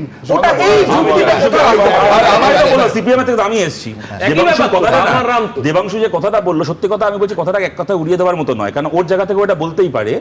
এটা ঘটনা যে একটা লোকের বিরুদ্ধে কি একটা দলের বিরুদ্ধে আমি দিনের পর দিন বলবো, দুটো লোককে ডাকবো, গ্রেপ্তার করবো, আলটিমেটলি 10 বছর তাদেরকে কনভিক্ট করবো না, তাহলে তাদের এটা বলার সুযোগ তৈরি হয়ে যায়, তাহলে মানে আমি কিছু করিনি। আমি এই জায়গা থেকে বলছি, তাহলে এক সেকেন্ড, পার্থ চট্টোপাধ্যায়ের বান্ধবীর খাটের তলা থেকে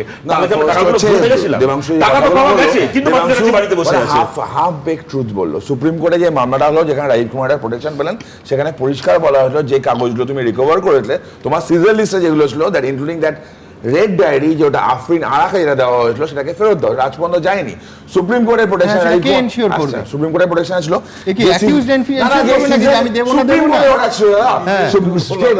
মানে বিধাননগর নর্থ পিএস এর কাছে কাগজ।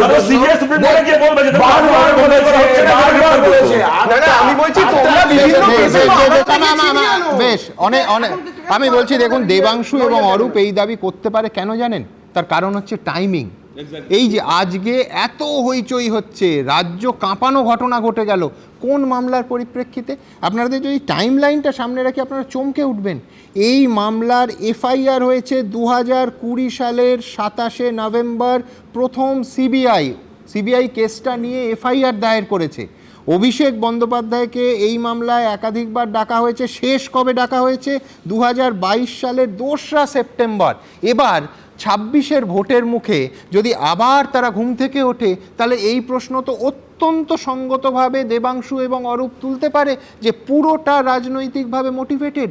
আমি বলছি টাইম লাইনটা সন্দেহজনক। তার কারণ তদন্ত তো এইরাম চলতে পারে না যে 4 বছর, 3 বছর, 3.5 বছর মানে অন্তর অন্তর ঘুমের মানে যেন একেবারে কুম্ভকর্ণের ঘুম থেকে উঠে এজেন্সি হঠাৎ ঝাঁপিয়ে পড়ছে সেই মামলায়, যে মামলাটা 26-এর শুরুতে তাদের ফিরে যেতে হচ্ছে এফআইআর খুঁজতে গেলে 2020-তে। এ বিস্ময়কর। আমি বলছি এই টাইম লাইনটা আপনাদের সামনে রাখবো, তখন বুঝতে পারবেন যে কেন কার্যত একটা রাজনৈতিক অস্ত্র তৃণমূলের হাতে তুলে দিচ্ছে এজেন্সি। কেন এত জোর দিয়ে বলেছি দেখুন। বিধানসভা ভোটের মুখে মমতা বন্দ্যোপাধ্যায়ের সঙ্গে ইডির সংঘাত চরমে, ফের হুলস্থুল। বৃহস্পতিবার কয়লাকাণ্ডে 2 জায়গায় তল্লাশি চালায় ইডি। পাল্টা 2টি জায়গাতেই কেন্দ্রীয় সংস্থার তল্লাশি চলাকালীন পৌঁছে যান মুখ্যমন্ত্রী। কোথাও নিজে নথি নিয়ে বেরিয়ে এলেন, কোথাও নথি নিয়ে গাড়িতে তুললেন পুলিশ কর্মী। এই পরিস্থিতিতে রাজ্য রাজনীতিতে যখন ঝড় উঠেছে, তখন অনেকেরই মনে পড়ে গেছে কয়লা পাচার মামলায় অভিষেক বন্দ্যোপাধ্যায়কে ইডির একাধিকবার জিজ্ঞাসাবাদের প্রসঙ্গ। 2020 সালের 27শে নভেম্বর কয়লা পাচার মামলায় এফআইআর দায়ের করে সিবিআই। অভিযোগ ওঠে কয়লাকাণ্ডে প্রায় 1300 কোটি টাকার বেআইনি লেনদেন হয়েছে। পরবর্তীকালে এই মামলা হাতে নেয় ইডি। 2021 সালের 16ই মার্চ এই মামলায় গ্রেফতার করা হয় বিকাশ মিশ্রকে। ওই বছরের 3রা এপ্রিল গ্রেফতার হন বাঁকুড়া থানার তৎকালীন ওসি অশোক মিশ্র। আর তারপরই কয়লা পাচার মামলায় অভিষেক বন্দ্যোপাধ্যায়কে একাধিকবার তলব করে ইডি। শেষবার 2022 সালে 2রা সেপ্টেম্বর কলকাতায় ইডির জিজ্ঞাসাবাদের মুখোমুখি হন অভিষেক বন্দ্যোপাধ্যায়। প্রায় 8 ঘন্টা সেদিন তাকে জিজ্ঞাসাবাদ করেন তদন্তকারীরা। ইডির দপ্তর থেকে বেরিয়েই পাল্টা চ্যালেঞ্জ ছুড়ে দিয়েছিলেন অভিষেক বন্দ্যোপাধ্যায়। আমি বলেছি যে আমার সাথে বিন্দু মাত্র কোনো রকম যোগসাযোগ বা যোগসূত্র যদি এই কেলেঙ্কারির পাওয়া যায় বা প্রতিষ্ঠিত করতে পারে, যে 5 পয়সা এখান থেকে আমি নিয়েছি, তাহলে ইডি বা সিবিআই লাগানোর আমার পিছনে দরকার নেই। একটা মঞ্চ তৈরি করবেন ফাঁসির, সেখানে গিয়ে আমি মৃত্যুবরণ করব। আমি আজ একই কথা বলছি। এর আগে দুবার দিল্লিতে ইডির সদর দপ্তরে গিয়ে জিজ্ঞাসাবাদের মুখোমুখি হন অভিষেক বন্দ্যোপাধ্যায়। পরে কলকাতায় জিজ্ঞাসাবাদ করার জন্য তার আর্জিতে সাড়া দেয় আদালত। কয়লা পাচার মামলায় অভিষেক বন্দ্যোপাধ্যায়ের স্ত্রী রুচিরা বন্দ্যোপাধ্যায়কেও একবার জিজ্ঞাসাবাদ করে ইডি। রাজ্যের হেভিওয়েট মন্ত্রী মলয় ঘটককেও জিজ্ঞাসাবাদ করেন ইডির তদন্তকারীরা। কোল স্ক্যামে অভিষেক বন্দ্যোপাধ্যায়ের নাম বারবার এসেছে, অভিষেক বন্দ্যোপাধ্যায়ের স্ত্রীর নাম এসেছে, বিভিন্ন অ্যাকাউন্টে নাকি টাকা গেছে, এরকমও বিষয় এসেছে। তো স্বাভাবিকভাবে মমতা বন্দ্যোপাধ্যায় তো স্বাভাবিকভাবে একজন মুখ্যমন্ত্রী হয়ে অনেক ইনফরমেশন রাখেন। উনি বুঝতে পারছেন যে তীরটা আলটিমেটলি কার দিকে যাচ্ছে। ওনার প্রাণাধিক প্রিয় ভাইপো, তাকে বাঁচানোর জন্য আসলে নেমে পড়েছেন হয়তো। আইপ্যাক কোনো তদন্তের মুখে পড়লে আইপ্যাক বুঝবে। বারবার অভিষেককে ডাকা হয়েছে, হ্যারাস করা হয়েছে। এবার যদি সত্যি মামলায় কোনো মেরিট থাকে, সত্যি মামলায় কোনো জরুরি বিষয় থাকে, সেগুলো কি করে বছরের পর বছর পড়ে থাকে আর ভোটের সময় তাদের ঘুম ভাঙে, এটা নিয়ে প্রশ্ন তো উঠবেই। কয়লা পাচার মামলায় প্রধান অভিযুক্ত অনুপ মাঝি ওরফে লালা 8-10 বার জিজ্ঞাসাবাদ করলেও সুরক্ষা কবচ থাকায় তাকে এখনো গ্রেফতার করতে পারেনি ইডি। সূত্রের খবর, আর এক অভিযুক্ত বিনয় মিশ্র বর্তমানে ভানুয়াতুর নাগরিকত্ব নিয়েছেন। তার নামে রেড কর্নার নোটিশ জারি রয়েছে। এই মামলায় ধৃত অশোক মিশ্র ও বিকাশ মিশ্র আগেই জামিন পেয়েছেন। দিল্লির অফিসাররা গতকাল রাতেই কলকাতা পৌঁছে যান সেই পুরনো মামলায় অনুপ মাঝি ওরফে লালার কানেকশনে আইপ্যাকের কর্ণধার প্রতীক জৈনের বাড়িতে তল্লাশি অভিযান চলছে। কয়লা পাচার মামলায় ইডির তল্লাশি ঘিরেই এই দিন উত্তপ্ত পরিস্থিতির সৃষ্টি হল কলকাতায়। প্রকাশ সিনহা, শিবাশিস মৌলিক ও কৃষ্ণেন্দু অধিকারী রিপোর্ট, এবিপি আনন্দ। দেখুন, সরাসরি ইডি আজ আইপ্যাককে নিয়ে অভিযোগ করেছে প্রেস বিবৃতিতে। তারা লিখছে যে I-PAC is also one of the entities link to the হাওলা মানি। আমি বলছি, আজ পরিবর্তিত পরিস্থিতিতে কিঞ্চিত বিড়ম্বনায় পড়তে পারেন, কিন্তু 2025 সালের 31শে জানুয়ারি মদন মিত্র প্রায় একই সুরে সরাসরি এই আইপ্যাকের বিরুদ্ধে টাকা পয়সার লেনদেনে যুক্ত থাকার অভিযোগ করেছিলেন। ঠিক কী বলেছিলেন এই অনুষ্ঠানে কামারহাটির বর্ষিয়ান বিধায়ক, যিনি প্রায় তৃণমূলের শুরুর দিন থেকে মমতা বন্দ্যোপাধ্যায়ের রাজনৈতিক সঙ্গী, দেখাবো। আমাদের পার্টিতে সব কিছু ছিল না, আমাদের এই টাকা পয়সা লেনদেন, এই একটা এজেন্সি আমাদের পার্টিতে ঢুকলো। এজেন্সি মানে এজেন্সি, অনেকগুলো এজেন্সি, মানে ভোট কুশলী সংস্থা, যেটা কুশলী সংস্থা, তারা নাকি জিতিয়ে দেবে। এরা শুরু করলো বিভিন্ন জায়গা থেকে নাম কালেক্ট করে টাকা তোলা, ভোট কুশলী সংস্থা আইপ্যাক। একদম। তবে আইপ্যাকের সঙ্গে তৃণমূলের সম্পর্কের সমীকরণ কিন্তু বারবার পাল্টেছে। মাঝে একটা সময় মমতা বন্দ্যোপাধ্যায় ও আইপ্যাককে তাচ্ছিল্য করে প্যাক বলেছিলেন, বিধায়কদের বা নেতাদের সহযোগিতা করতে বারণ করে দিয়েছিলেন। তবে তৃণমূলে তো এই রৌদ্রছায়ার খেলা, মানে সাপ লুডোর ওঠা আবার সেই খেলা চলেই। কাজেই এখন আইপ্যাক তৃণমূল আর তৃণমূলই আইপ্যাক। বিশ্বনাথ চক্রবর্তী মানবেন? সুমনদা, আমি প্রথমেই ভাবছিলাম যে যখন ইডি অফিসে মমতা বন্দ্যোপাধ্যায় গেলেন, যে সমস্ত জিনিসপত্র নিয়ে চলে আসলেন, ইডি কি লজেন্স চুষ ছিল নাকি? মানে একজন গেলেন, যখন রেড চলছে, তার এখতিয়ারের মধ্যে সমস্ত কিছু আছে, ইডির অফিসাররা অ্যালাউ করলেন মমতা বন্দ্যোপাধ্যায়। আইনের চোখে তো উনিও একজন সাধারণ নাগরিকই, তাহলে কী করে উনি আইনকে ভেঙে ঢুকতে দেওয়া হলো তাকে? তারপরে সেখান থেকে উনি নিজেই বলছেন কী নিয়ে এসছেন। ফলে তদন্ত চলাকালীন যেভাবে মমতা বন্দ্যোপাধ্যায় জিনিসপত্র নিয়ে আসলেন, তাতে তো দুটো জিনিস মনে হয়, হয় ইডি মানে তাকে অ্যালাউ করেছে, দ্বিতীয় যেটা মনে হয় যে মানে ইডির পূর্বের অভিজ্ঞতা থেকে কোনো শিক্ষাও নেয়নি। ধরুন, একের পর এক ঘটনা, রাজীব কুমারের সময়ই আমরা দেখেছি যে কীভাবে সিবিআই অফিসারদেরকে আটকে দিয়েছিলেন মমতা বন্দ্যোপাধ্যায়। সেখান থেকে সন্দেশখালীর সময় তো আমরা দেখেছি যে কীভাবে ইডি অফিসাররা মার খেয়ে চলে আসছিল। ফলে তারপরেও সেন্ট্রাল ফোর্সকে নিয়ে ইডি যে রেডটা করলো, সেটা মিনিমাম লেভেলে তাদের যে অপারেশনাল যে মানে প্রসিডিওর, সেগুলো তারা কোনো মেনটেন করেননি। তাহলে ইডি কেবলমাত্র কি ডিসপ্লে করার জন্য, পলিটিক্স মানে একটা মোদি অমিত শাহর মুখ রক্ষা করার জন্য নির্বাচনের আগে তারা কি এই ব্যবস্থাটা করলেন?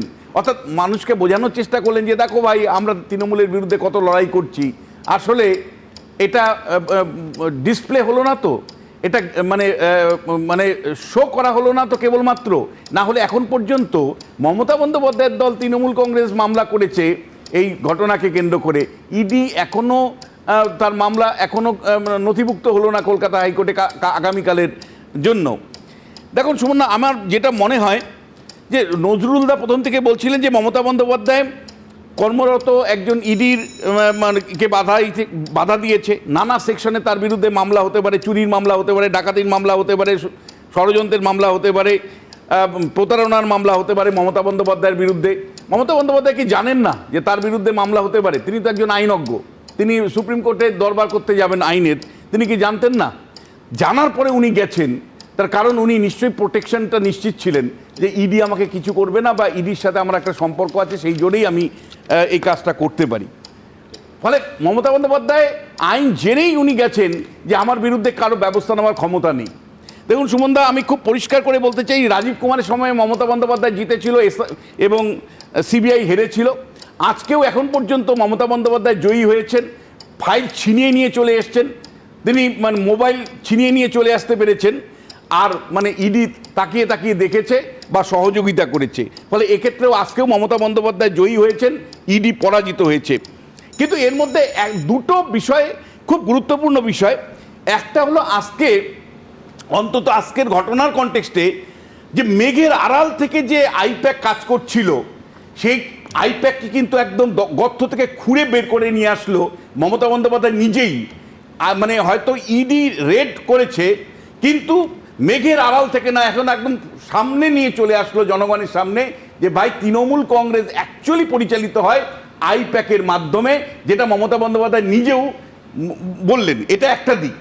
দ্বিতীয় দিক হলো এই যে রেডটা আজকে হলো, এই রেডটাতে আমি মনে করি মোদি অমিত শাহর মুখ রক্ষা করবার জন্য, অর্থাৎ বারবার যখন অমিত শাহ এসেছিল প্রশ্ন উঠেছিল যে সিবিআই ইডি এই কয়লা থেকে শুরু করে একের পর এক মামলা কি করেছে, কিচ্ছু করতে পারেনি, তখন কিন্তু মানে একটা ফেস সেভিংয়ের প্রশ্ন এসেছিল।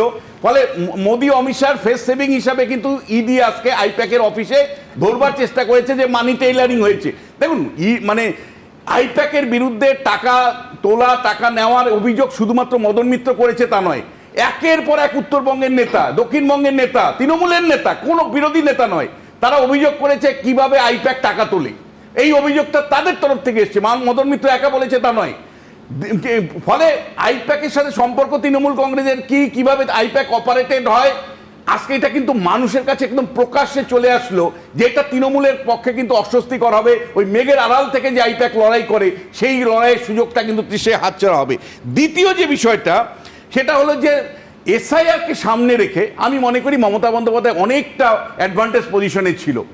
আজকে কিন্তু আইপ্যাকের মানে অফিসে যে ইডি মানে হানা দিল, এবং মমতা বন্দ্যোপাধ্যায় যদি না আসতেন তাহলে আমি মনে করতাম যে একটা প্রাইভেট সংস্থার হানা হতেই পারে, কারণ তাদের ব্যবসা বাণিজ্য নিয়ে সমস্যা হতে পারে, বহু রাজ্যে হয় মানে হয়। কিন্তু মমতা বন্দ্যোপাধ্যায় কিন্তু আসলে যেটা করলেন, যে গর্তের মধ্যে ঢুকে যাওয়া দুর্নীতির ইস্যু একেবারে প্রকাশ্যে মমতা বন্দ্যোপাধ্যায়ের দায়িত্ব নিয়ে তুলে আনলেন।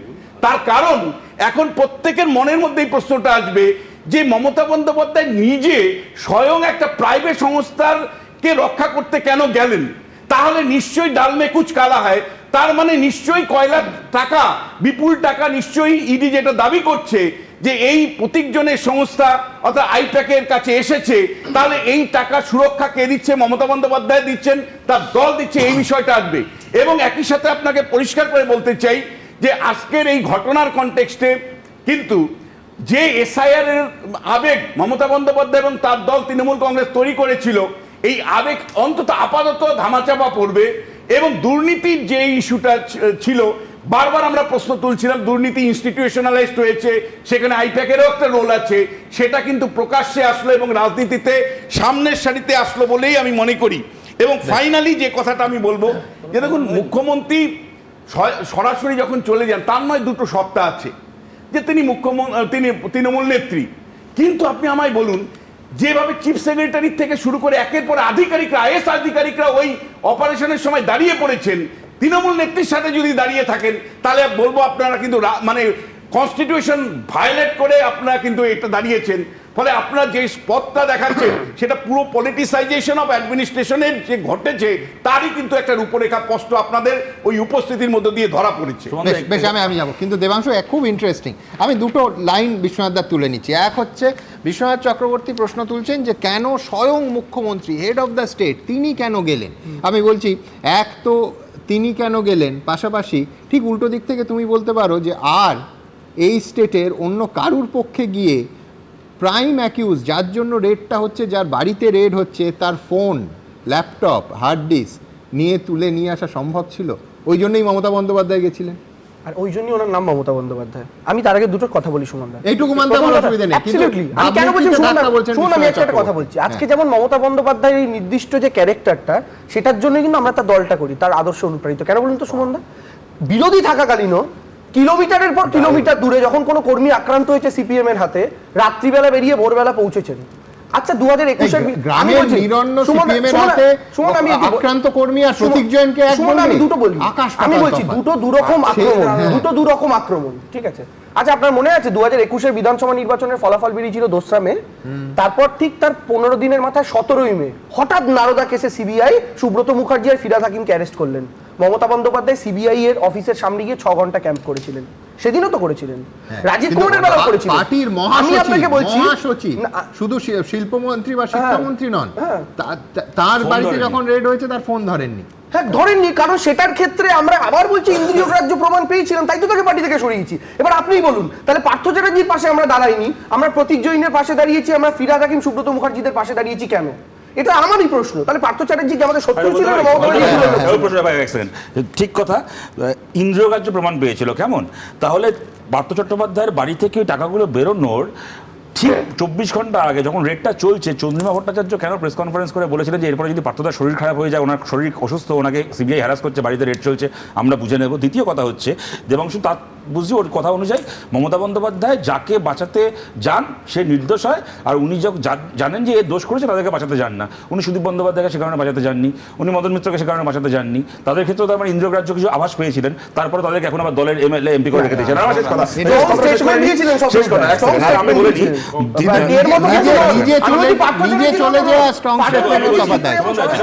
বললেন যেটা ঘুরে ফিরে সেই একই পয়েন্টে আমরা আসছি,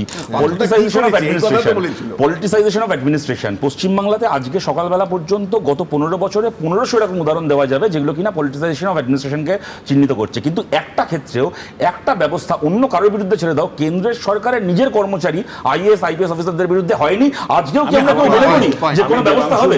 তো লাভটা কি আছে সব বলে? আর মর্ম যেটা বুঝলাম যে 2011 সালে মমতা বন্দ্যোপাধ্যায় যেদিনকে ভবানীপুর থেকে দুষ্কৃতীকে ছাড়িয়ে এনেছিল, সেদিন থেকে পশ্চিমবঙ্গের কিছু চোর, গুন্ডা, রেপিস্ট, তোলাবাজরা অনুপ্রাণিত হয়েছিল এই আমার নেত্রী এর দলটা করা যায়, তাহলে আমার পাশে গিয়ে দাঁড়াবে। বললো না, এই জন্যই তো এই দলটাকে সাপোর্ট করে, এই জন্যই মমতা বন্দ্যোপাধ্যায় সাপোর্ট করে। পাশে গোটা গভর্নমেন্ট যখন দাঁড়িয়ে গিয়েছিল তখন কি হয়েছিল? পাতাকোল, কুলদীপ সেনগার কি রেপিস্ট ছিল?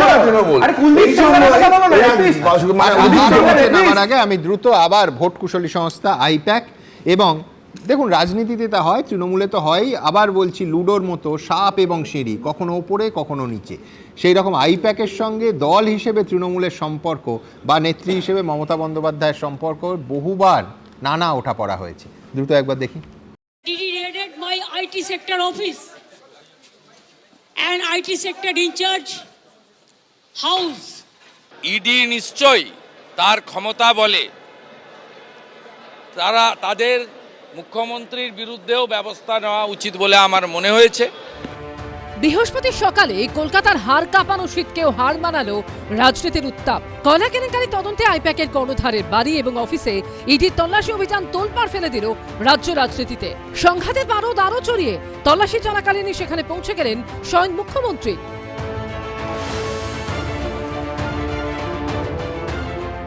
তৃণমূলের সঙ্গে আইপ্যাকের সম্পর্কের শুরুটা সেই 2019 সালে। সেবার লোকসভা নির্বাচনে এ রাজ্যে তৃণমূলের আসন কমে যাওয়ার পর আইপ্যাকের সঙ্গে গাঁটছড়া বাঁধে তৃণমূল। সংস্থার তদানীন্তন প্রধান প্রশান্ত কিশোরকে নিয়ে নবান্নে গেছিলেন অভিষেক বন্দ্যোপাধ্যায়। তারপর দলের বৈঠক থেকে গোয়া সফর। বিভিন্ন সময় অভিষেক বন্দ্যোপাধ্যায়ের সঙ্গী হিসেবে দেখা যেত প্রশান্ত কিশোরকে। এরপর 2021 সালের বিধানসভা ভোটে ঘুরে দাঁড়ায় তৃণমূল। সে বছর 21শে জুলাইয়ের বক্তব্যে মমতা বন্দ্যোপাধ্যায়ের মুখে শোনা যায় আইপ্যাকের কথা। Thanks PK and their IPAC team also. Thanks Abhishek and their IT team also. কিন্তু এর এক বছর যেতে না যেতেই আবার ছবিটা পাল্টাতে শুরু করে। রাজ্যের পৌরসভাগুলিতে ভোটের আগে সামনে আসে তৃণমূলের জোড়া প্রার্থী তালিকা। একদিকে সাংবাদিক বৈঠকে প্রার্থী তালিকা ঘোষণা করেন তৎকালীন মহাসচিব পার্থ চট্টোপাধ্যায়রা, অন্যদিকে তৃণমূলের অফিসিয়াল ফেসবুক পেজে আরেকটি প্রার্থী তালিকা প্রকাশিত হয়। জানি মুখ খোলেন ফিরহাদ হাকিমের মতো তৃণমূলের প্রবীণ নেতারা। তিনি কারো নাম না করলেও অনেকে অনুমান করেছিলেন ফিরহাদ হাকিমের নিশানা ছিল আইপ্যাকের দিকেই। যে লিস্টটার ওপরে সুব্রত বক্সির সই আছে সেটাই হচ্ছে আমাদের দলের লিস্ট। তার আগে বিভ্রান্ত করার জন্য অনেকেই লিস্ট তৈরি করেছেন, কিন্তু সেটা পাবলিসিটি করে দেওয়াটা অন্যায়। পাসওয়ার্ড নাম্বার থাকলে সেটা আমি ভোট করে দিয়ে দিলাম, এটা অন্যায়। পাসওয়ার্ড নাম্বার কারো কাজে ওটা মিসইউজ হয়েছে। মমতা বন্দ্যোপাধ্যায়ের সম্মতিক্রমেই এই লিস্টটা সুব্রত বক্সি সই করেছেন। এরপর সরাসরি আইপ্যাককে নিশানা করতে শুরু করেন তৃণমূলের অন্য প্রবীণ নেতারাও। আইপ্যাকের লোক কোথায়? আইপ্যাকের লোক কোথায়? যারা সব নাম গুজে গুজে দিয়ে তারা ক্যান্ডিডেট করেছিল, তাদের জেতানোর জন্য নামুক। আইপ্যাক কোথায়? বাজারে তো আমাকেই হাঁটতে হচ্ছে, কাটতে হচ্ছে। 2024 সালের ডিসেম্বরে দলীয় বিধায়কদের সঙ্গে বৈঠকে মমতা বন্দ্যোপাধ্যায় পরিষ্কার বলে দেন, কোনো সমীক্ষক সংস্থা থেকে ফোন করলে গুরুত্বপূর্ণ তথ্য দেবেন না, প্রয়োজনে ফোন ধরবেন না। এরপরই কয়েক ধাপ এগিয়ে আইপ্যাকের বিরুদ্ধে চাঞ্চল্যকর অভিযোগ তোলেন তৃণমূল বিধায়ক মদন মিত্র। আমাদের পার্টিতে সব কিছু ছিল না, আমাদের এই টাকা পয়সা লেনদেন এই একটা এজেন্সি আমাদের পার্টিতে ঢুকলো, মানে এই ভোট কুশলী সংস্থা আইপ্যাক। একদম। কিন্তু কিছুদিন যেতে না যেতেই ফের পরিস্থিতি বদলায়। গত বছর ফেব্রুয়ারিতে নেতাজি ইন্ডোর থেকে আইপ্যাকের সঙ্গে সহযোগিতার বার্তা দেন মমতা বন্দ্যোপাধ্যায়। নতুন কাজ অপারেশন শুনুন, ওর যদি 50টা এজেন্সি থাকে, আমাদের তো একটা তো থাকবে কমসে কম, যারা দেখবে, ফিল্ড সার্ভে করবে, আপনার সাথে মিলতে না পারে কিন্তু তাদের যাওয়ার দরকার আছে। এদের নামে উল্টোপাল্টা বলা বন্ধ করুন। এবার সেই আইপ্যাকের অফিসে ইডি তল্লাশি চালাতে যেতেই সেখানে পৌঁছে গেলেন মমতা বন্দ্যোপাধ্যায়। आप प्रतीक का घर में भी जाके किया है, अब हमारा आईपैक ऑफिस में आके भी किया है। It is not that they are privately operating. They are very much authorized by the All India Trinamool Congress. রাজ্যের মুখ্যমন্ত্রী যেভাবে একটি অফিসের মধ্যে ঢুকে গিয়ে সেটাকে দলীয় কার্যালয় হিসেবে স্থির করে দিলেন, তাহলে তৃণমূল মানে কি? এটা কি রাজনৈতিক দল? মুখ্যমন্ত্রীর এই অফিসে হঠাৎ হানা দেওয়ায় আজকে সেটা একদম শিলমোহর লাগিয়ে তিনি চলে গেলেন। আজকে মমতা বন্দ্যোপাধ্যায় নিজেই তার ভাবমূর্তির কফিনের ওপরে শেষ পেরেকটা পুঁতে দিলেন। এই তদন্ত নিয়ে ইডি এবং মমতা বন্দ্যোপাধ্যায়ের সংঘাতের জল কতদূর গড়ায় সেটাই দেখার। সুকান্ত মুখোপাধ্যায়, শিবাশিস মৌলিক ও কৃষ্ণেন্দু অধিকারী রিপোর্ট, এবিপি আনন্দ। দেখুন, আমি বলছি সিরিয়াস কথার আগে একটু রসিকতা হতে পারে। সেটা হচ্ছে মমতা বন্দ্যোপাধ্যায়ের হাতে আইপ্যাকের ফাইল। আমি জানি না বিবেক অগ্নিহোত্রী আবার এই ফুটেজ দেখছেন কি না, কারণ তিনি মোটামুটি কাশ্মীর ফাইলস, বেঙ্গল ফাইলস যা করেন, এবার আইপ্যাক ফাইলস নিয়ে না পরে সিনেমাটা বানান। তবে এখানে রিলিজ হবে না, আগে থেকে বিবেক কিন্তু নিশ্চিন্ত থাকতে পারেন। যাই হোক, কিন্তু আইপ্যাক আমরা কি জানি যে একটা অত্যন্ত পেশাদার ভোটকুশলী সংস্থা বলে গোটা দেশে তার একটা পরিচিতি ছিল, সত্যি পরিচিতি ছিল। 2019-এর লোকসভা ভোটে ধাক্কা খাওয়ার পর অভিষেক বন্দ্যোপাধ্যায়ের হাত ধরে আমাদের প্রত্যেকের সেই ফুটেজ মনে আছে, সন্ধ্যেবেলা শো হয়েছিল যে নবান্নে প্রশান্ত কিশোর এবং অভিষেক বন্দ্যোপাধ্যায় মমতা বন্দ্যোপাধ্যায়ের কাছে নিয়ে এলেন আইপ্যাককে। আচ্ছা, তার আগের তালিকাটা আইপ্যাকের প্রোফাইলে যদি দেখি অত্যন্ত চিত্তাকর্ষক। 2014 সালে লোকসভা ভোটের আগে নরেন্দ্র মোদীর বিজেপির সঙ্গে আইপ্যাক কাজ করেছিল। 2015 সালে বিহারে নীতিশ কুমারের সঙ্গে কাজ করেছে। 2017-তে পাঞ্জাব এবং উত্তরপ্রদেশে কংগ্রেসের হয়ে আইপ্যাক কাজ করেছে। কিন্তু কথা হলো, তৃণমূলের সঙ্গে কাজ শুরু করার পরেও এরম নয় যে এক্সক্লুসিভ তৃণমূলের সঙ্গে তারা কাজ করেছে।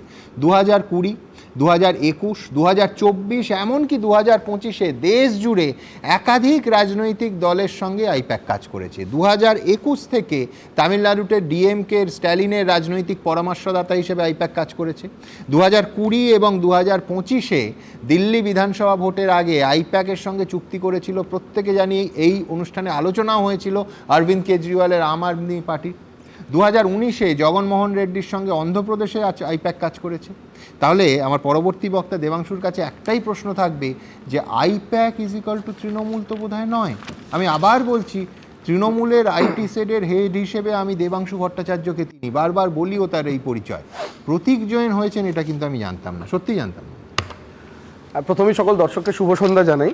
দেখুন, প্রথমে একটা কথা বলি, আজকে বামেদের প্রতিনিধি বক্তব্য রাখার সময় মমতা বন্দ্যোপাধ্যায় সম্পর্কে যে খুব ভাষাগুলি প্রয়োগ করেছেন, প্রথমেই তার নিন্দা জানাই।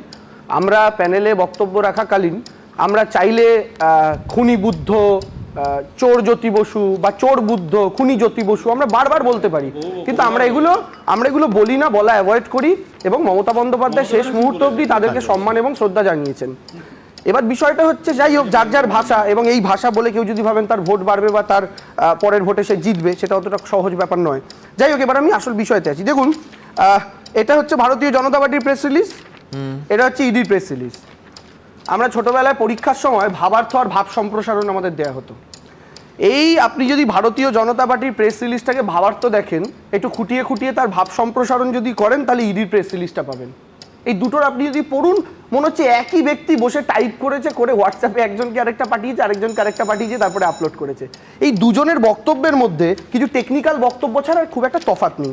আমি কেন বলছি সুমনদা, এখানে প্রথম কথা, আমার আইটির হেডের বিষয়টা নিয়ে আমার একটা কথা বলে রাখা ভালো। সেটা হচ্ছে, দেখুন, আপনারা যখন এই ব্যাপারটা নিয়ে একটু স্যাটিসফাই হতে চাইছেন, আমি একটু স্যাটিসফাই করে দিই প্রত্যেককে আমার ক্ষুদ্র ক্ষমতা অনুযায়ী। আচ্ছা, ধরুন আমি দলের বন্ধুরা তোমার স্বপদে আসেনি দেখতে চাই। আমি জানি তো, শতরূপ যাচ্ছে আবার নতুন গেস্ট, আবার প্রতীক জৈন হিন্দিতে কথা বলবেন, সে এক বিড়ম্বনা। এবার আমি একটা কথা বলি, প্রথম কথা সুমনদা, টেকনিক্যাল কথা হচ্ছে, প্রতীক জৈন আমাদের পার্টির অফিসিয়াল পোস্ট হোল্ডার নন বা পার্টির সঙ্গে যুক্তও নন। তারা যেভাবে একটা অর্গানাইজেশনের হয়ে কাজ করেন না, পার্টির অফিসিয়াল পোস্ট হোল্ডার তিনি নন বা পার্টির মেম্বার নন। তারা আমাদেরকে হেল্প করেন, সেই হেল্পে যেহেতু পশ্চিমবঙ্গে একমাত্র তারা তৃণমূলের সাথেই কাজ করছে, ফলে পশ্চিমবঙ্গে তারা এই মুহূর্তে তৃণমূলের অভিন্ন অঙ্গ। এটা একটা ব্যাপার। এবার আপনি মমতা বন্দ্যোপাধ্যায়কে আইটি বলতে শুনেছেন। আমি প্রথম কথা আইটি হেড বলতে শুনেছি আর আইটি অফিস বলতে শুনেছি। আমি প্রথম কথা বলছি যে আমি দলগতভাবে তৃণমূল কংগ্রেসের অফিসিয়ালি আইটি ইনচার্জ। আমার IT information technology. Mamata Bandyopadhyay যে আইটির কথাটা বলেছেন, আমি বলছি আপনারা সেটাকে ভেবে নিন, সেটা হচ্ছে ইনসাইড ট্র্যাকিং হেড। আপনারা তাহলে খুশি হবেন। আমি আপনাদের বলে দিচ্ছি, এবার আমি বলে দিচ্ছি, শুনুন। না আমি বলছি ইন্টারেস্টিং, এটা নতুন বিশ্লেষণ, এই বিভিন্ন দিক দেখতে হবে। এই সংস্থা আমাদেরকে বিভিন্ন সময় গ্রাউন্ড থেকে ইনসাইড এনে দেন। তিনি ইনসাইড ট্র্যাক করছেন, ইনসাইড ট্র্যাকিং এ। আমি আবার বলছি, আমি আমার ক্ষমতা অনুযায়ী আমার বিরোধী বন্ধুরা যারা আমার এত শুভাকাঙ্ক্ষী, তাদের স্যাটিসফাই করার চেষ্টা করলাম। তারা যদি এরপরে স্যাটিসফাই না হন, তাহলে এসে তৃতীয় আইটি হেড তারা কেউ হতেই পারে, আমার আমন্ত্রণ রইল। এবার আমি তৃতীয় বক্তব্যে আসি। দেখুন সুমনদা, একটা কথা যেটা বিশ্বনাথ দাও বলার সময় বললেন আইপ্যাকের এগেনস্টে তৃণমূলের নেতা বলে যে টাকা তোলা ইত্যাদি ইত্যাদি। দেখুন, কোনো ক্ষেত্রে কোনো এমপ্লয়ি যদি কোনো নেতার সঙ্গে পদ পাইয়ে দেওয়া ইত্যাদি ইত্যাদি, এটা সমস্ত দলে হয়। যেমন ভারতীয় জনতা পার্টির প্রাক্তন সভাপতি তথাগত রায় কামিনী কাঞ্চনের বিনিময়ে বিজেপি চলে, এটা স্পষ্ট করে বলেছিলেন। তো তারপরে কি অ্যাকশন হয়েছে ভারতীয় জনতা পার্টি? আমি বলছি সুমনদা, এই বক্তব্য আর তার সঙ্গে কয়লা পাচার দুটো এক জিনিস হতে পারে না, দুটোকে গুলিয়ে দেওয়া ঠিক নয়। এই বক্তব্য, এই অভিযোগ, সেই অভিযোগ আর তার সঙ্গে কয়লা পাচার দুটো এক জিনিস নয়। তার মানে টাকা নিয়ে প্রার্থী বাঁচার ক্ষেত্রে তুমি ক্লিন চিট দিচ্ছ না, আমার কয়লা পাচারে দিচ্ছ। আমি ওটা বলছি না, বলছি কেউ যদি কোনো, ধরুন সুমনদা, আমি আমার অপছন্দের কোনো একটা প্রার্থী আমি আমার এলাকাতে পেলাম, তখন আমি সেই জায়গা থেকে আমি তার উল্টো সুরে কথা বলতে গিয়ে অনেক সময় অনেকেই অনেক কিছু বলে ফেলেন, যেগুলো দলগতভাবে সতর্কও করা হয়। তারা সেটাকে জাস্টিফাই করার জন্য অনেক সময় অনেক কিছু টেনে আনেন, সেই যুক্তিতে সেটাকে দেখা উচিত বলেই আমার মনে হয়। দ্বিতীয় বক্তব্য হচ্ছে যে এই যে মমতা বন্দ্যোপাধ্যায়ের ক্ষেত্রে আপনি যদি দেখেন, আচ্ছা ইডি রাজীব কুমার, আচ্ছা বাদ দিন, মমতা বন্দ্যোপাধ্যায় 2019-এ গেছিল, আলোচনাতে হয়ে গেছে। আচ্ছা, এরপর অভিষেক বন্দ্যোপাধ্যায় কতবার ডাকা হয়েছিল তাকে? বহুবার। আচ্ছা, ওটা বাদ দিন। তারপরে কালীঘাটের কাকু, আপনার চ্যানেলে আমি শো করেছি এই নিয়ে 4 থেকে 5 বার সুমনদা। তার কণ্ঠ পরীক্ষা, বীরেন্দ্র কৃষ্ণ ভদ্রের কণ্ঠ শোনার জন্য বাঙালির অপেক্ষা, আর কালীঘাটের কাকুর কণ্ঠ শোনার জন্য বাঙালির অপেক্ষা। আজ অবধি সেই কণ্ঠস্বরের কি রিপোর্ট আপনি আমি কেউ জানি? আপনি আমি কেউ জানতে পেরেছি? আমার বক্তব্য এটাই সুমনদা, তাহলে এই যে ব্যাপারগুলো তৈরি করা হচ্ছে, কালীঘাটের কাকুর কণ্ঠ বেরোলে তার স্যার, তার বস, তিনি চলে আসবেন, অভিষেক বন্দ্যোপাধ্যায় তো আজই অ্যারেস্ট হয়ে যাবেন, এই যে, এবার শুধু তাই নয়, আপনার এটাও মনে থাকবে আমাদের একজন যুব নেত্রী, তাকেও কেন্দ্র করে একটা খবর রটেছিল যে তার নামে ইডি কিছু করতে গেছে, কুন্তলের সঙ্গে তার ইত্যাদি ইত্যাদি, তারপরে সেই ব্যাপারে গিয়েছে। ফলে একটা হাওয়া তুলে একটা রাজনৈতিক দল আর নেতাদের বদনাম করে দাও, তার পরবর্তীকালে তার কোনো ট্র্যাকিং থাকবে না, তার কোনো ট্রেস থাকবে না, শুধু বদনাম করে মার্কেটে ছেড়ে দাও, 4-5 দিন যেন বিরোধীরা রাজনৈতিক আলোচনা করতে পারে। এটা তো দীর্ঘদিন চলতে পারে না, একটা কনক্লুশন দরকার। আর ফাইনাল একটা কথা আমি সুমনদা বলি, মমতা বন্দ্যোপাধ্যায় ফাইল নিয়ে ওখান থেকে বেরিয়েছেন, বেশ করেছেন। আমাদের দলের কাগজপত্র ওই অফিসে আছে, সেই অফিসে আমার দলের কোনো গোপনীয় কাগজ থাকলে ইডি নিয়ে গিয়ে শুভেন্দুকে হোয়াটসঅ্যাপ করবে, আমরা ওটা অ্যালাউ করতে পারি না। মমতা বন্দ্যোপাধ্যায় বেশ করেছেন, শুভেন্দু, নরেন্দ্র মোদী, অমিত শাহ কার বুকের কি পাটা আছে, প্রয়োজন হলে যা করার করবে। আমার শুধু দেবাংশুর কাছে একটাই প্রশ্ন থাকবে, আজকে মুখ্যমন্ত্রী যেটা বলেছেন যে বিজেপি অফিসে, এবার যদি আমি রেড করি, বিজেপি অফিসে রাজ্য পুলিশের কোনো একটা ইউনিট বা কলকাতা পুলিশের ইউনিট রেড করলো, আর শ্রমিক ভট্টাচার্য ফাইল বা হার্ড ডিস্ক, ল্যাপটপ আর ফোন নিয়ে চলে আসতে পারে। মমতা বন্দ্যোপাধ্যায় তো বারবার বলেছেন আমরা এই সৌজন্যের জন্য এই কাজটা করি না, আমরা এই কাজটা করি না। যদি করে, দ্বিতীয় কথা হচ্ছে, আলোচনা করছি, এটাই মমতা বন্দ্যোপাধ্যায় বোঝানোর জন্য বলেছেন যে আইপ্যাকের অফিসে রেড মানে বর্তমানে তৃণমূলের অফিসেই রেড করা, কারণ তারা আমাদের হয়ে কাজ করছে, নির্বাচনটা 3 মাস বাকি সময়। আইপ্যাকের অফিসে রেড করা মানে খালি তৃণমূলের অফিসে না, সরকারি অফিসে রেড করা, কারণ সরকারি ফাইল পাওয়া যায়। আর ওর কথা থেকে যেটা লাস্টে বুঝলাম, চোরের এনার্জি মমতা ব্যানার্জি, যাবতীয় চোর আর তৃণমূলের সমর্থক শব্দ, এবং তাদেরকে আড়াল করার জন্য বরাবর যাকে সামনে দেখা যায় তার নাম মমতা ব্যানার্জি। এর জন্যই পশ্চিমবঙ্গের চোরগুলো শান্তিতে থাকে যে আমার পিছনে এক দারোয়ান রাখা আছে মমতা বন্দ্যোপাধ্যায়, সে সামনে থেকে শুভেন্দু চোর কি চোর না, শুভেন্দু চোর কি চোর না, শুভেন্দু চোর কি চোর না, শুভেন্দু চোর কি চোর না, শুভেন্দু চোর কি চোর না, আচ্ছা শুভেন্দুর ভিডিও ডিলিট করলে কেন?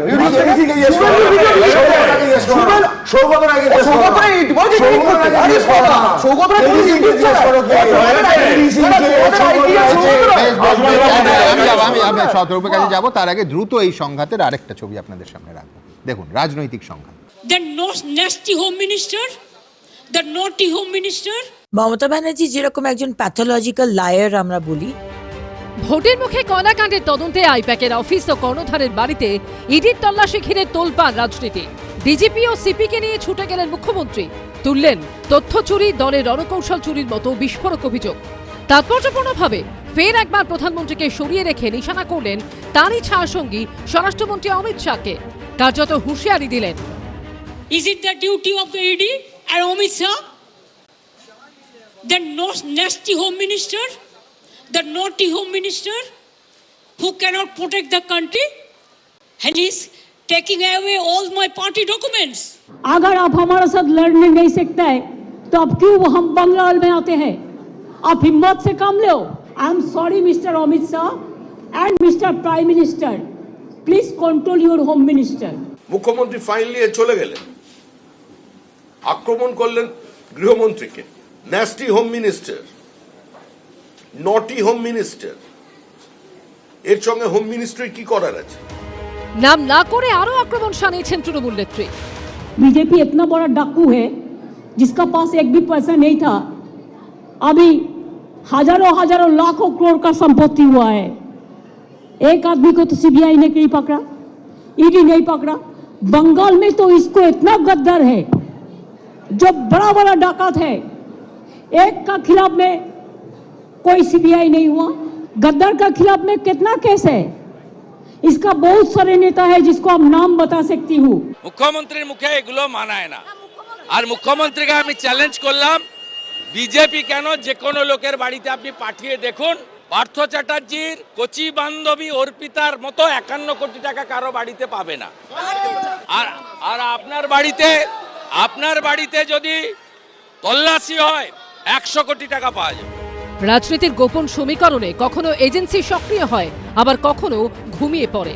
এই নিয়ে বারবার প্রশ্ন উঠেছে, কিন্তু উত্তর মেলেনি। এই নির্বাচনে আবার এই ইডি আসছে, সিবিআই আসছে, চাক্কি পিসিং পিসিং পিসিং, ডায়লগ ধর্মেন্দ্রের সোলের জন্য একটা সেট তৈরি হচ্ছে। যদি বিজেপির হয়ে কেউ করে অন্যায়, তাহলে কেন্দ্রীয় এজেন্সি পুলিশ তারা ব্যবস্থা নেবে না। আর রাজ্যের হয়ে যদি কেউ করে, তৃণমূলের হয়ে যদি কেউ করে, তাহলে রাজ্য পুলিশ তাকে পাহারা দেবে, যেটা আজকে হলো। কোন তদন্ত কি কোনোদিন শেষ হবে? বিচার কোনোদিন মিলবে? এই প্রশ্নের উত্তর এখনো নেই। শিবাশিস মৌলিক, ব্রতদীপ ভট্টাচার্য ও ঝিলম করঞ্জয়ের রিপোর্ট, এবিপি আনন্দ। এখন দেখুন আদালতে কি হতে পারে, আইনি লড়াইতে কোন দিকে পাল্লা ঝুলে আছে। আমার শুধু মনে হচ্ছে সত্যজিৎ রায় থাকলে লিখতেন যত কাণ্ড লাউডন স্ট্রিটে। 2019 সালে রাজীব কুমারকে ঘিরে কেন্দ্র রাজ্য সংঘাত হয়েছিল 2 নম্বর লাউডন স্ট্রিটে, আর এখন তার ঠিক 5টা বাড়ি পরে 7 নম্বর লাউডন স্ট্রিটে প্রতীক জৈনের বাড়িতে আজকে হাই পিচ ড্রামা একেবারে সকাল থেকে সংগঠিত হচ্ছে। वो तो फोरेंसिक टीम ले आके पहले बहुत सारे ट्रांसफर भी किया है, वो जो किया है क्राइम किया है। সেই লাউডন স্ট্রিট, সেই কেন্দ্রীয় এজেন্সির হানা, সেই মুখ্যমন্ত্রীর পৌঁছে যাওয়া, সেই সংঘাত। বিধানসভা ভোটের আগে নাটকীয় টানাপোড়েন অনেককেই মনে করিয়ে দিয়েছে 7 বছর আগে লোকসভা ভোটের ঠিক আগের একটা দিনের কথা, 2019 সালের 3রা ফেব্রুয়ারি। সেদিনও কেন্দ্রীয় এজেন্সির অভিযান ঘিরে এরকমই উথাল পাথাল হয়েছিল রাজ্য রাজনীতি। সেদিনও পথে নেমেছিলেন মমতা বন্দ্যোপাধ্যায়। বৃহস্পতিবার সকালে ইডি অফিসাররা তল্লাশি চালাতে পৌঁছন 7 নম্বর লাউডন স্ট্রিটে তৃণমূলের ভোট কৌশলী সংস্থা আইপ্যাকের কর্ণধার প্রতীক জৈনের বাড়িতে। আর 2019 সালে এখানেই ঠিক 5টা বাড়ি দূরে 2 নম্বর লাউডন স্ট্রিটে পৌঁছেছিল সিবিআই। সেই বাড়ি ছিল কলকাতার তৎকালীন পুলিশ কমিশনার রাজীব কুমারের ঠিকানা।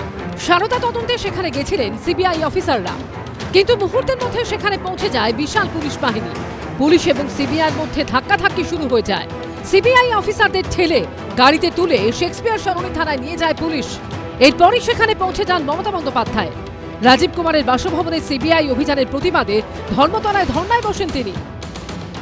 ইলেকশনের আগে সবাইকে জব্দ করবার জন্য, সবাইকে স্তব্ধ করবার জন্য এই কনস্পিরেসি তা মানা যায় না। গণতন্ত্রকে রক্ষা করবার দাবিতে, সংবিধানকে রক্ষা করার দাবিতে বাবা সাহেব আম্বেদকরের আমি এখন থেকে আমি যাচ্ছি, আমি ধর্নায় বসবো।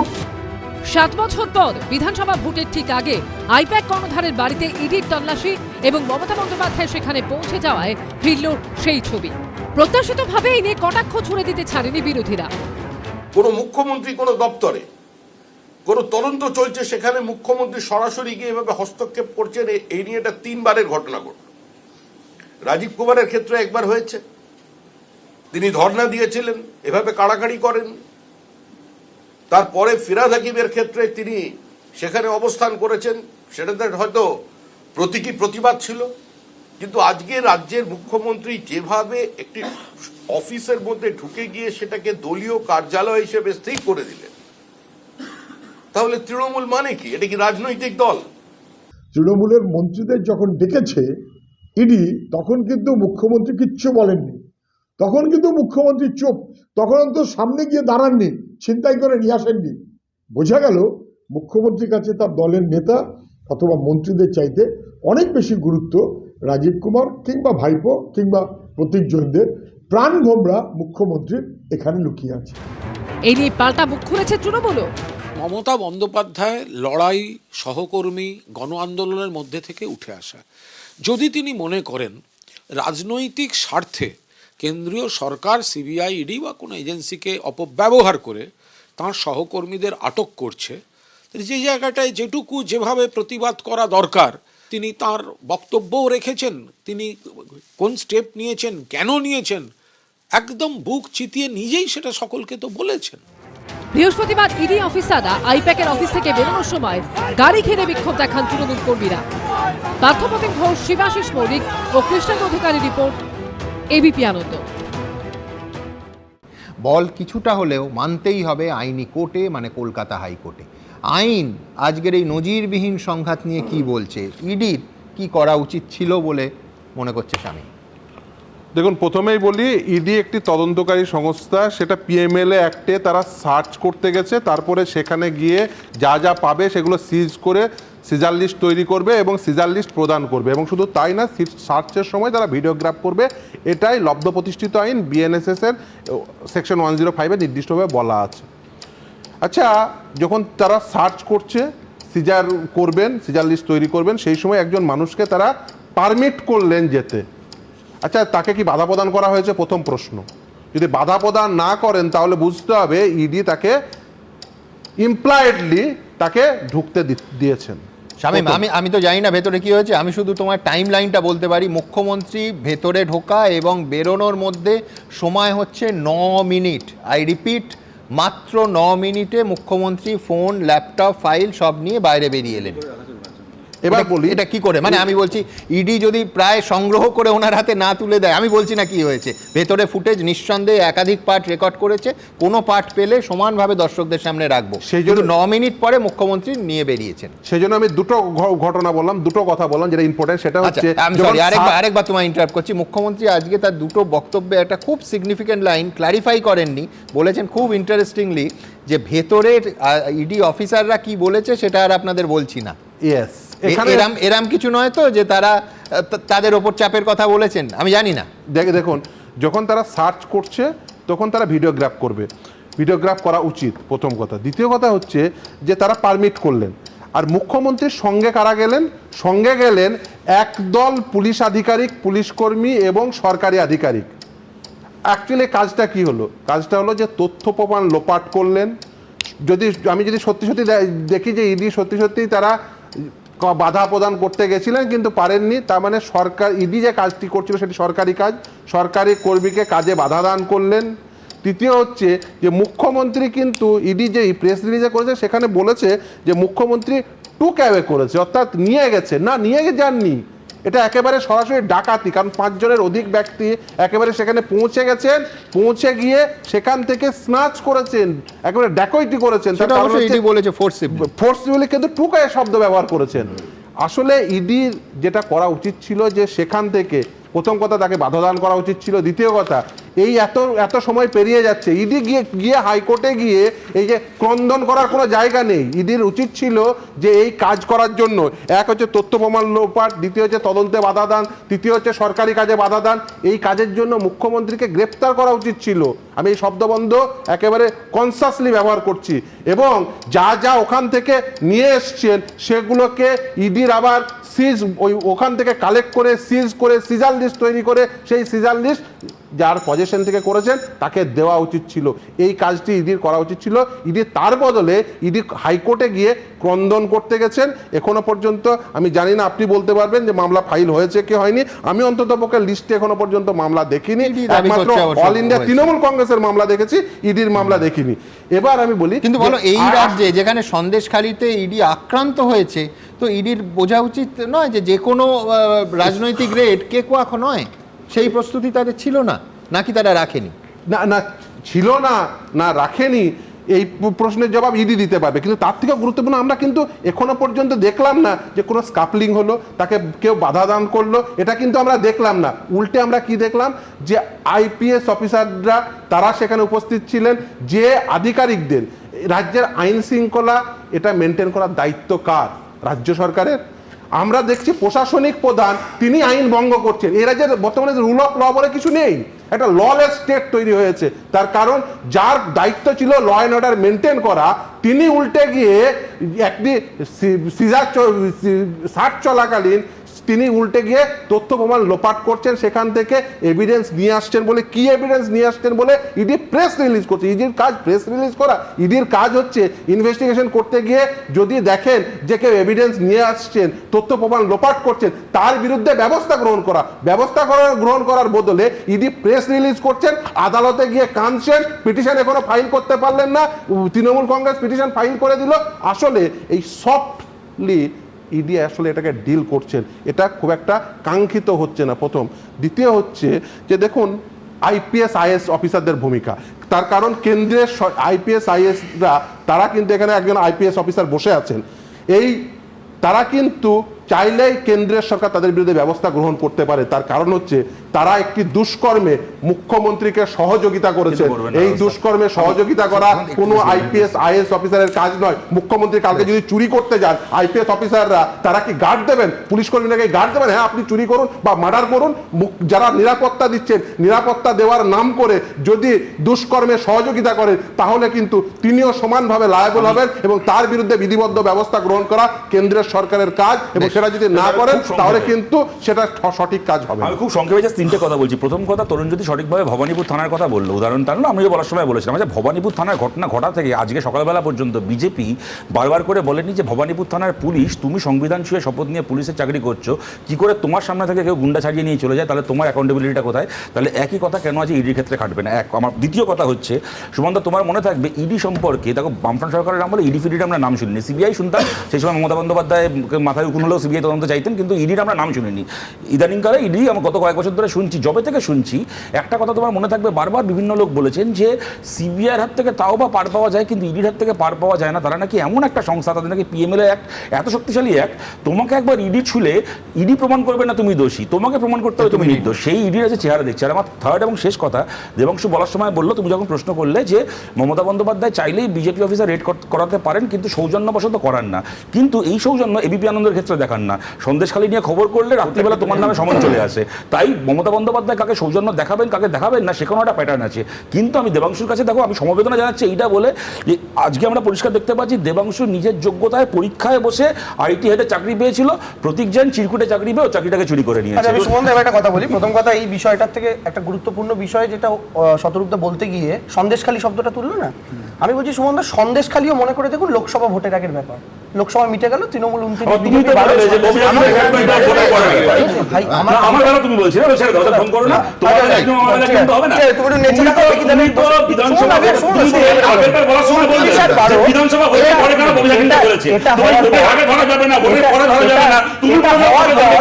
কথা বলুন, লোকসভা ইলেকশন মিটে গেল, তারপরে সন্দেশখালী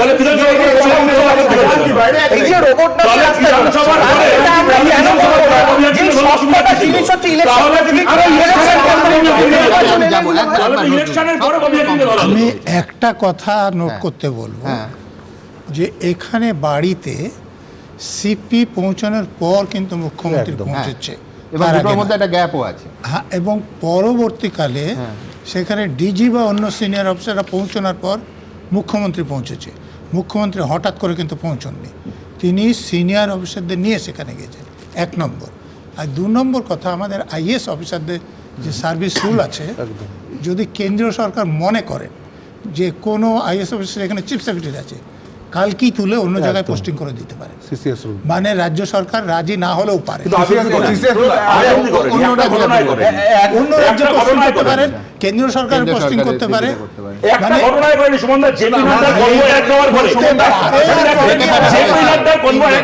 তিনজনকে ডেকেছিল দিল্লিতে, মমতা ব্যানার্জি বলল না যাবে না, ওরা গেল না, কেন্দ্র সরকার আজও কিছু কেন্দ্রীয় সরকার। আমি বলছি সেটা কোন মুহূর্তে, কোভিডের মুহূর্তে, তার পরবর্তীকালে ইলেকশন স্পেসিফিক সময়, তারপরে 1 বছর 1.5 বছর সময়।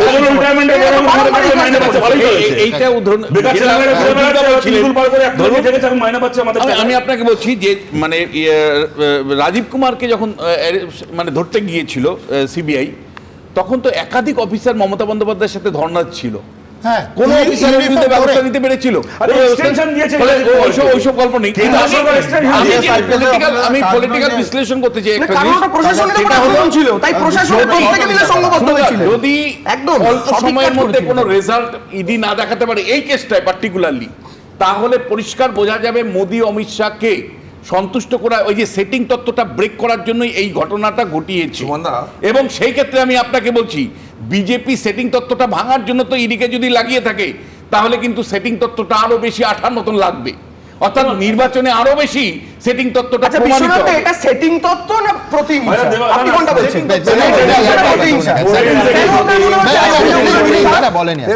সেটিং বারবার বিশ্বনাথ বারবার বলে যায়, সেটিং সেটিং সেটিং। আমি তো আগেও বলেছি, পাশে বসে চা খাচ্ছিলেন, সেটিং এর মাঝখানে বিশ্বনাথ ছিলেন।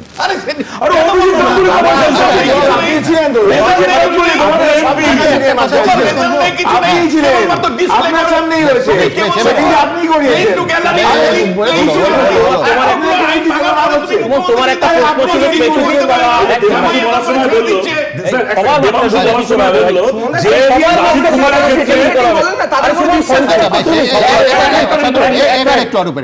তুমি বলার সময় আগে একটু আগে বলছিলে যে আজকে যদি বিজেপির অফিসে পশ্চিমবঙ্গ পুলিশ রেড করে, তাহলে যদি সেখান থেকে শ্রমিক ভট্টাচার্য ফাইল আনতে যায়, কি করে যাবে? শ্রমিক ভট্টাচার্য ফাইল আনতে গেলে সবার আগে বাধা দেবে শুভেন্দু অধিকারী। একটা জিনিস আজকের ঘটনার পরে পরিষ্কার, ওয়ান লাইনার বলছি, যতই পাঠাও ইডি, যতই পাঠাও ইডি,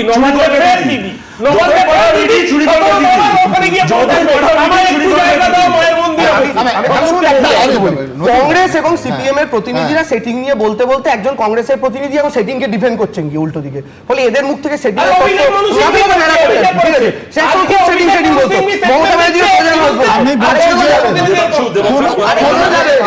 কোনো সেটিং নাই, আমি মেনে নিলাম, তাহলে যে ফাইনালি দাদা, আরে আমার কথাটা শেষ করতে দিন, তারপরে থ্যাংক ইউ দেবেন। থ্যাংক ইউ দিল তো। পরে থ্যাংক ইউ দেবেন, পরে আর দেবেন না। কথাটা শুনলে, কথাটা শুনুন। রাজীব কুমারের বাড়িতে যখন কেন্দ্রীয় তদন্তকারী সংস্থার লোকেরা এসেছিলেন, তখন কলকাতা পুলিশের লোকেরা তাদের আটক করে থানায় নিয়ে গেছিলেন। তো এটা তো বেআইনি কাজ। কোনো বেআইনি কাজ না, সুপ্রিম কোর্টে গেছিলেন, সুপ্রিম কোর্টে গেছিলেন, কোনো বেআইনি কাজ করেনি। একদম অসংশোধন করতে আসলে পাল্টে যে আইপিএস অফিসাররা বেআইনি কাজ করেছিলেন তাদের বিরুদ্ধে কোনো ব্যবস্থা নেওয়া হয়েছে? আজকে যে পুলিশ কমিশনার বা ডিজি এই যে মমতা ব্যানার্জিকে যে অপরাধ করতে সাহায্য করেছেন, তাদের বিরুদ্ধে কোনো ব্যবস্থা নেওয়া হবে?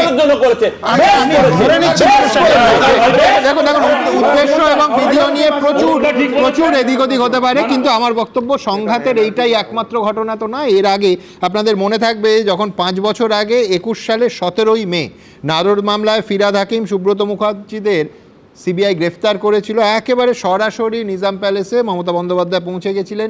2021-এর 17ই মে যখন অভিষেক বন্দ্যোপাধ্যায়ের স্ত্রীকে বাড়িতে গিয়ে সিবিআই গোয়েন্দারা জিজ্ঞাসাবাদ করে, সেখানে তারা আসার আগে, সিবিআই পৌঁছানোর আগে অবশ্যই সেখানে মমতা বন্দ্যোপাধ্যায় যান এবং অভিষেকের শিশুকন্যাকে নিয়ে বাড়ি থেকে বেরিয়ে আসেন পরপর।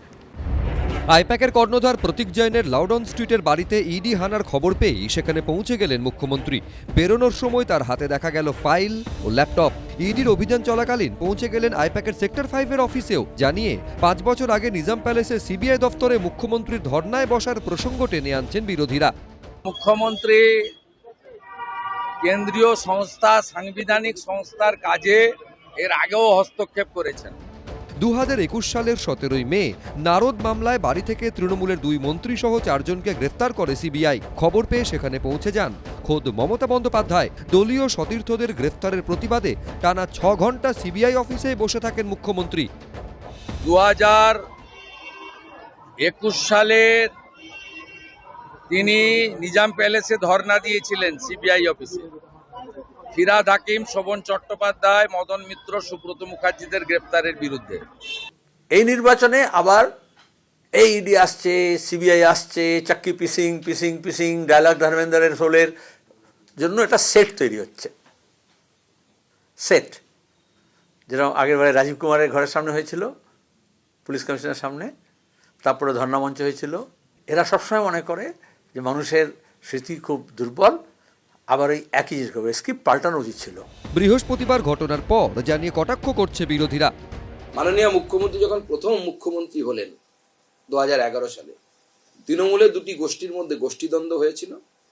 উনি থানাতে গিয়ে পুলিশ মন্ত্রী হওয়া সত্ত্বেও পুলিশের ওপর চিৎকার করে অপরাধীদেরকে বের করে এনেছিলেন।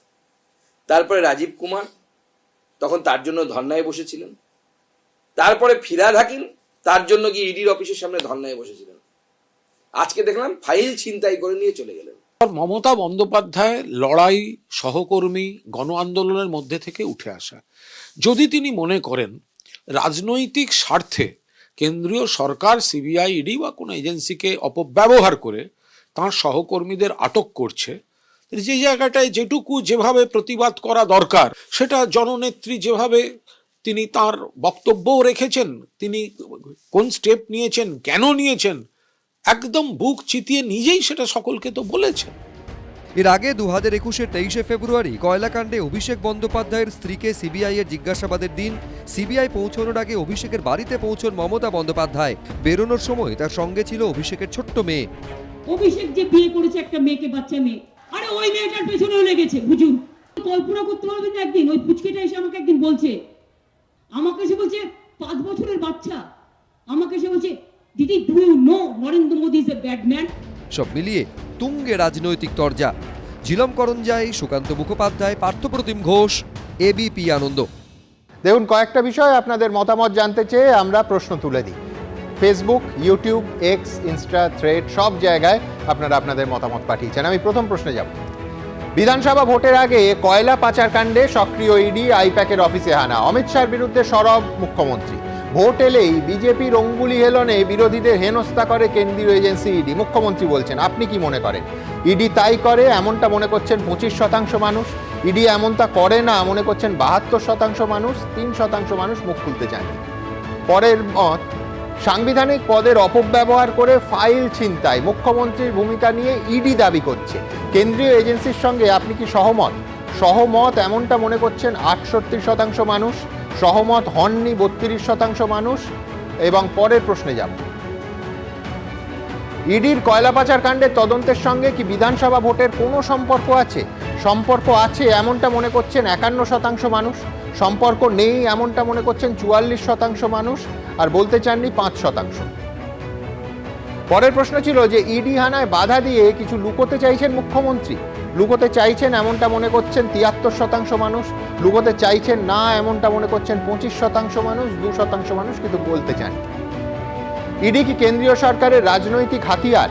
কেন্দ্রীয় রাজনৈতিক হাতিয়ার ইডি এমনটা মনে করছেন 30% মানুষ, 68% মানুষ মনে করছেন না এমনটা নয়, 2% মানুষ বলতে চান।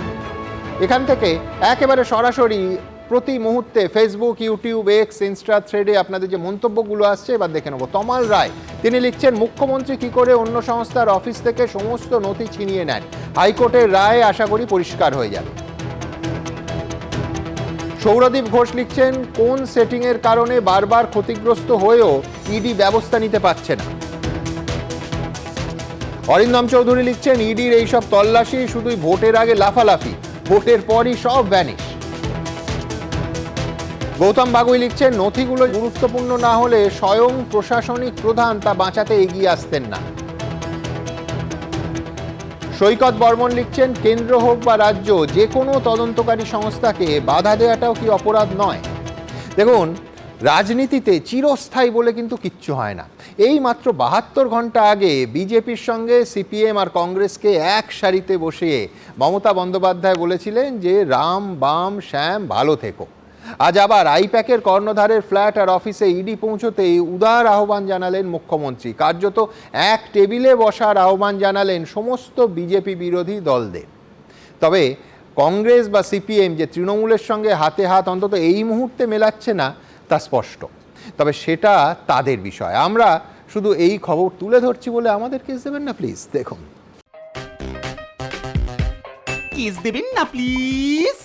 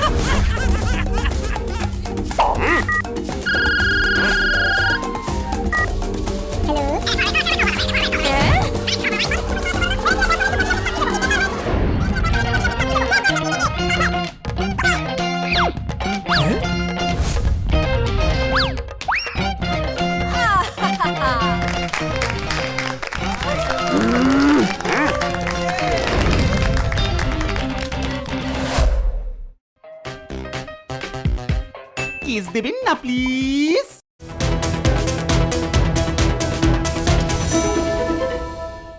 এবিপি আনন্দ, এগিয়ে থাকে, এগিয়ে রাখে।